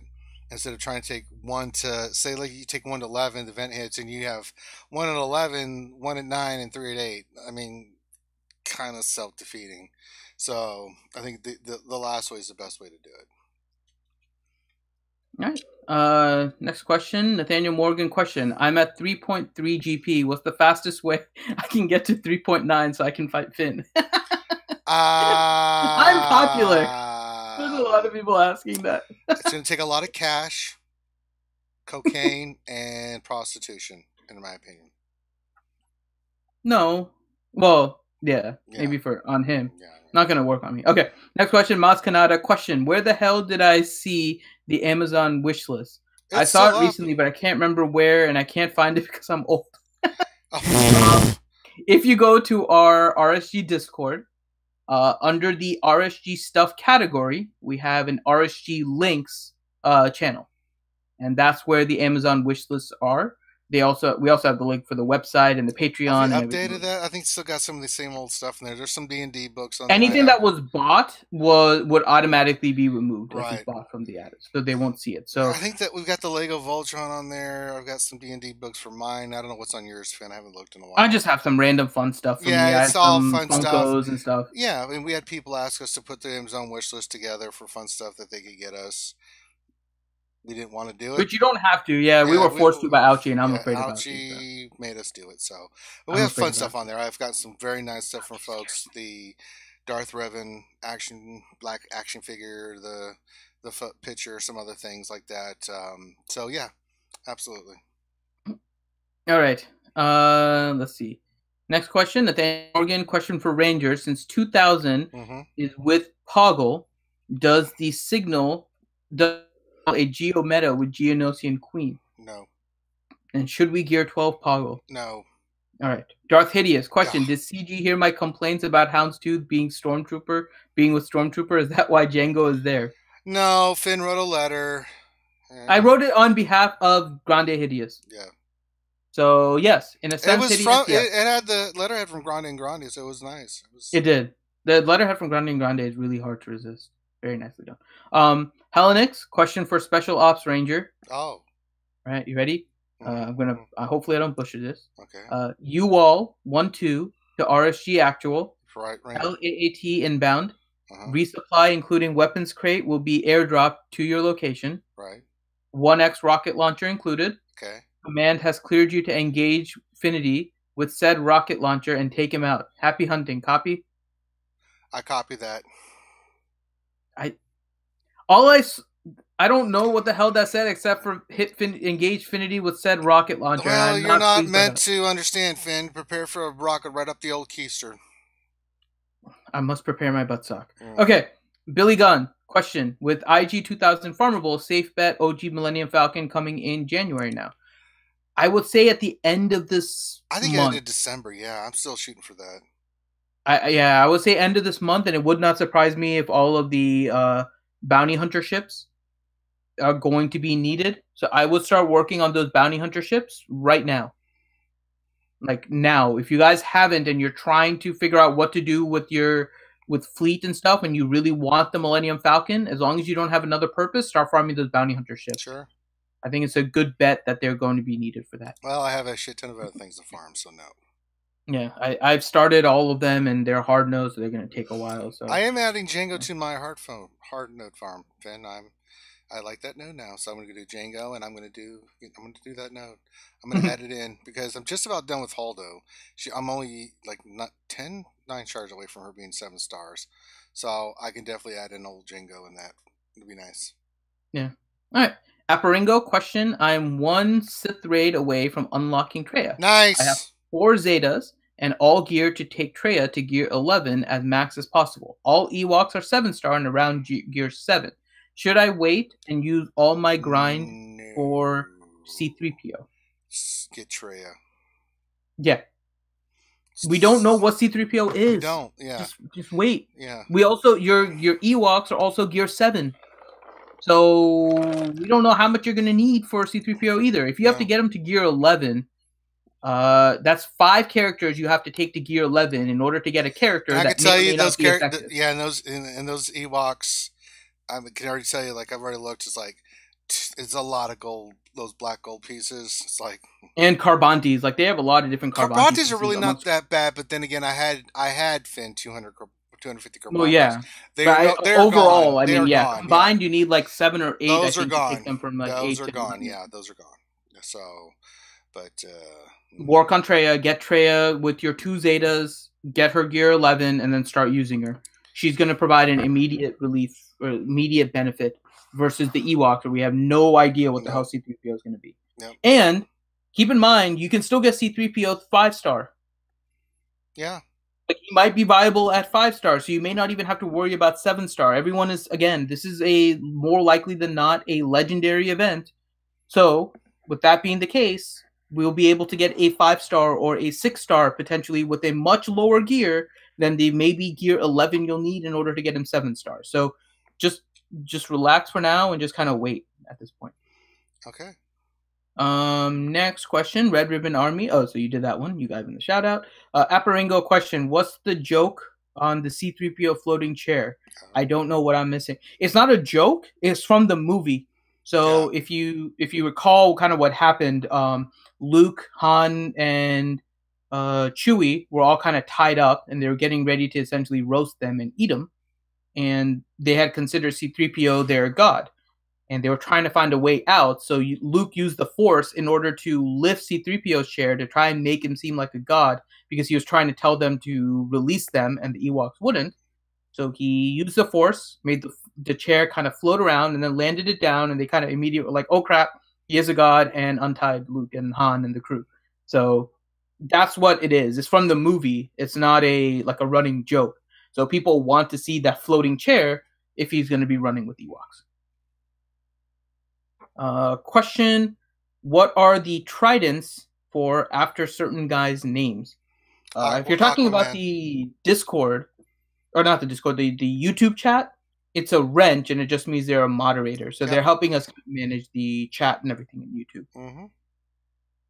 Let's see. Next question. Vormax question: is the RSG crew going to help us decide what would be the most convenient time to change our payout? Just like you guys help with roster reviews. No? Not really. I mean, we'll give our advice, but I mean... there's too much that goes into it. That's way too much in that decision than looking at I mean, for a roster review, we have all the material and information in front of us, right? There's too much dynamic about should you change your payout time or not, because I don't know your personal life, nor should you really want...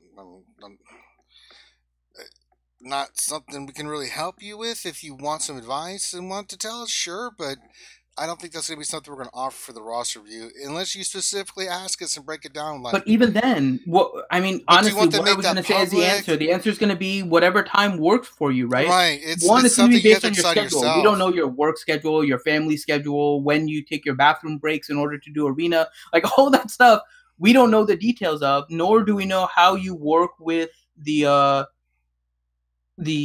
like your people. Right. The people in your Char chat. Yeah, in your Char chat, and where they're moving, right? And depending on how up you are, like if you're only in the top 200, then chances are you're not in the Char chat, and then it's not going to matter, right? You're going to try and find a time that's most convenient for you. If you're in the top 50 and preferably higher up, top 20, top 10, and you have an arena chat char, then you should be discussing it with them. There's not much we can provide with regards to that, so I don't think that's something we would be able to address, to be honest. We would tell you to find the best time that works for you, not necessarily just change it for the best payout, but what would provide you the best time to play. Yeah, you know your private circumstances. You know. Yeah. And somebody was just asking, what are the tridents after certain guy's name they're referring to in their arena shards and stuff. So some people have the trident, which is actually I think it's the symbol of Psi. So they're related to a guild that has Psi as the nomenclature, and probably a part of some alliance. Yep. So that's usually what it is. They're using Greek symbols in their name. You can use symbols and whatnot for your in-game name. All right. Next question, Aparingo. Question is, everyone as screwed as me on mods for Ewoks. Was already planning which one for which Ewoks, then remember that all my best sets have at least one 6E and wasn't planning to get any to Gear 12. That's why we say don't take to 6E. We mentioned this before several times. If you don't have a lot of Gear 12 characters, don't take mods to 6E. You reduce every character that you can put it on. I don't know how many mods you have, but hopefully you have another set that's worthy at 5A that you can shift over to them. I mean, that's really all I can say. We've cautioned it before. 6E does not provide a huge benefit. It is definitely a late game benefit, and moving to 6E really reduces where you can move those mods. Next question from Helenix. Question for Ranger. In reference to defeating the C-3PO event in pi hours, you will need to beat the C-3PO event in exactly 3 hours, 8 minutes, 24 seconds. Godspeed, brother. I'll try. We have to time this now. We should try and figure out if we can get a timer for that so you can see. Aparingo question. Which Zetas are a must for the Kira, Vandor, L3, Zalbar +1 team to make it difficult to beat for territory wars? Which one should be the fastest? It depends who the fifth is. Yeah. Your Zeta is Vandor. Vandor is the only one that needs a Zeta because he reses with the Zeta. That's one of the keys to the team. Which one should be fastest? It depends who you're running on the team. Kira should be fast. L3 can be fast and tanky. The other characters can be fast as well, but if you're running Nest as your fifth, Nest has to be your fastest. Yeah, if you're running Nest Mission... I always like Nest on that team, and she's got to be the fastest, and she can be exceptionally fast if you have good mods. I use Mission, so Mission is definitely not fast. Mission is not fast. Mission is going to be highly focused on damage because she goes crazy, and then if you put a Zeta on her, she'll assist Zalbar, so she gets multiple different attacks going. So it depends on your team, which one you want use your fastest. Is usually either going to be Kira or Nest. It's Kira if you're using Mission. It's Nest if you're using Nest.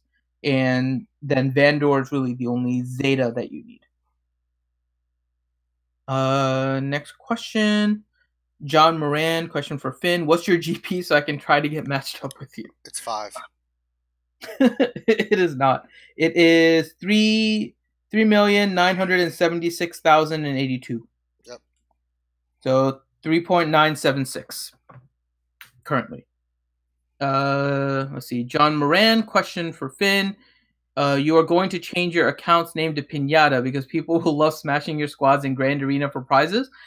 I'll just make my name synonymous with it. Yeah. That would be nice if they gave a Pinata profile image, because then I could put that up. Yeah, you're not getting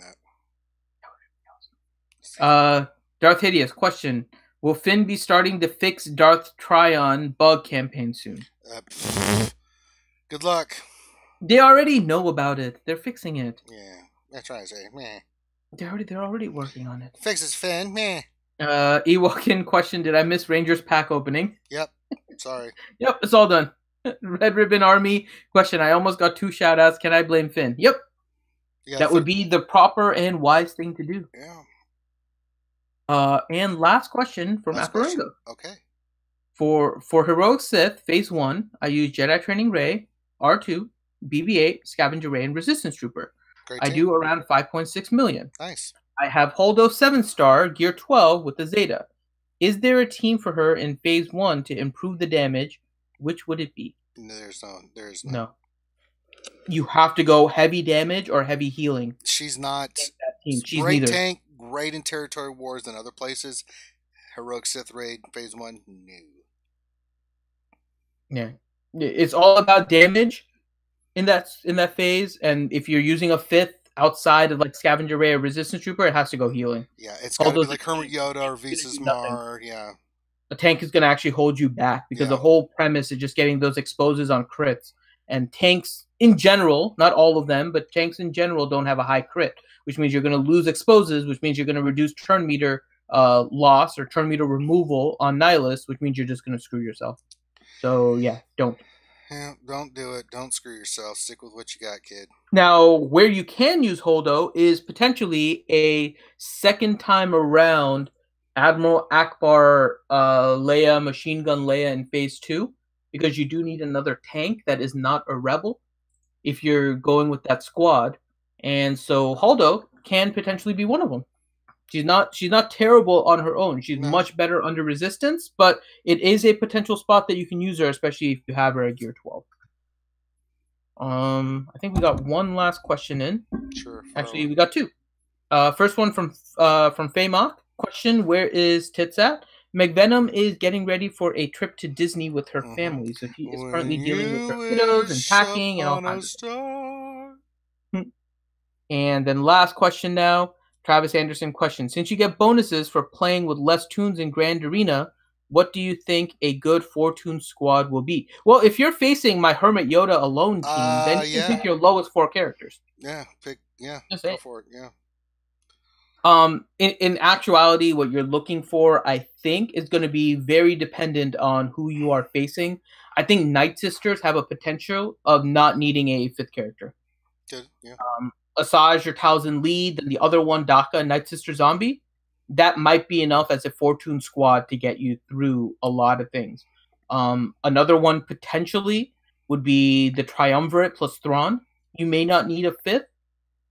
Because you can do all the swapping and turn meter and all of that stuff. Again, depending on who you are facing, you could potentially do that same thing with Bastila or Revan once you run Grandmaster Yoda, Hermit Yoda, and Kenobi.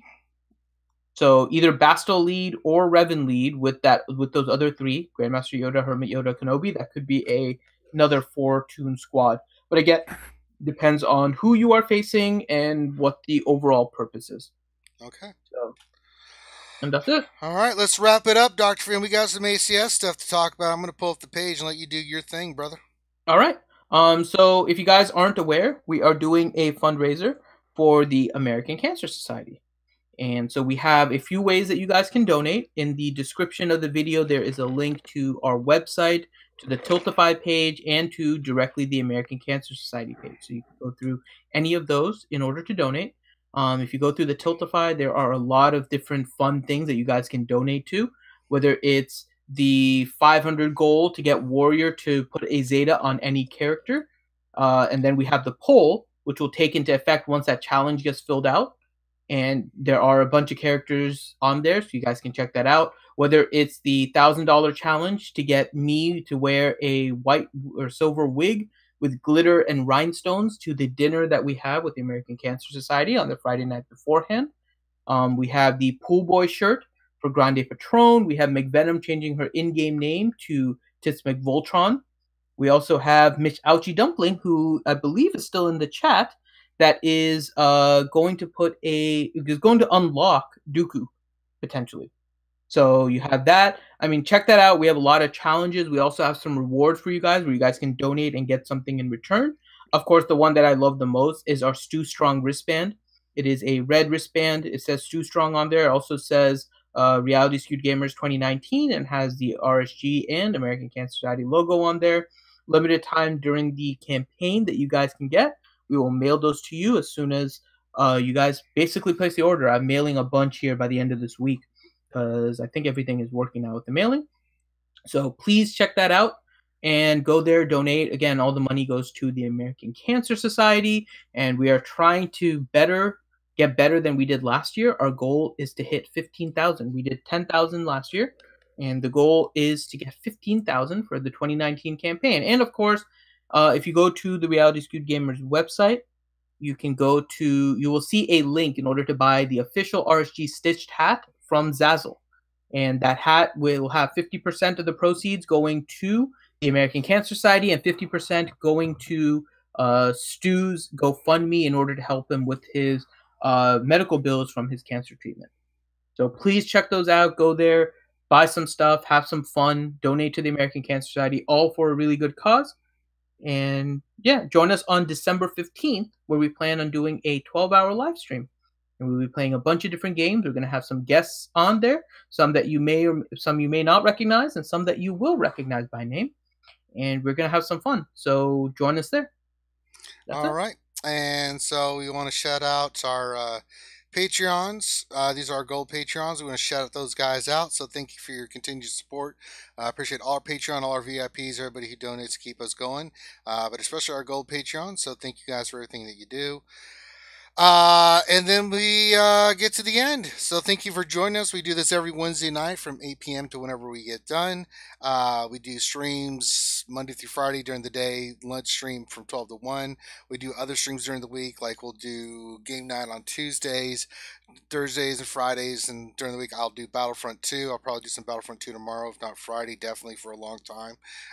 Play some more Geonosis. I absolutely adore that map and stuff. Saturday, we'll do some more Heroes of the Storm.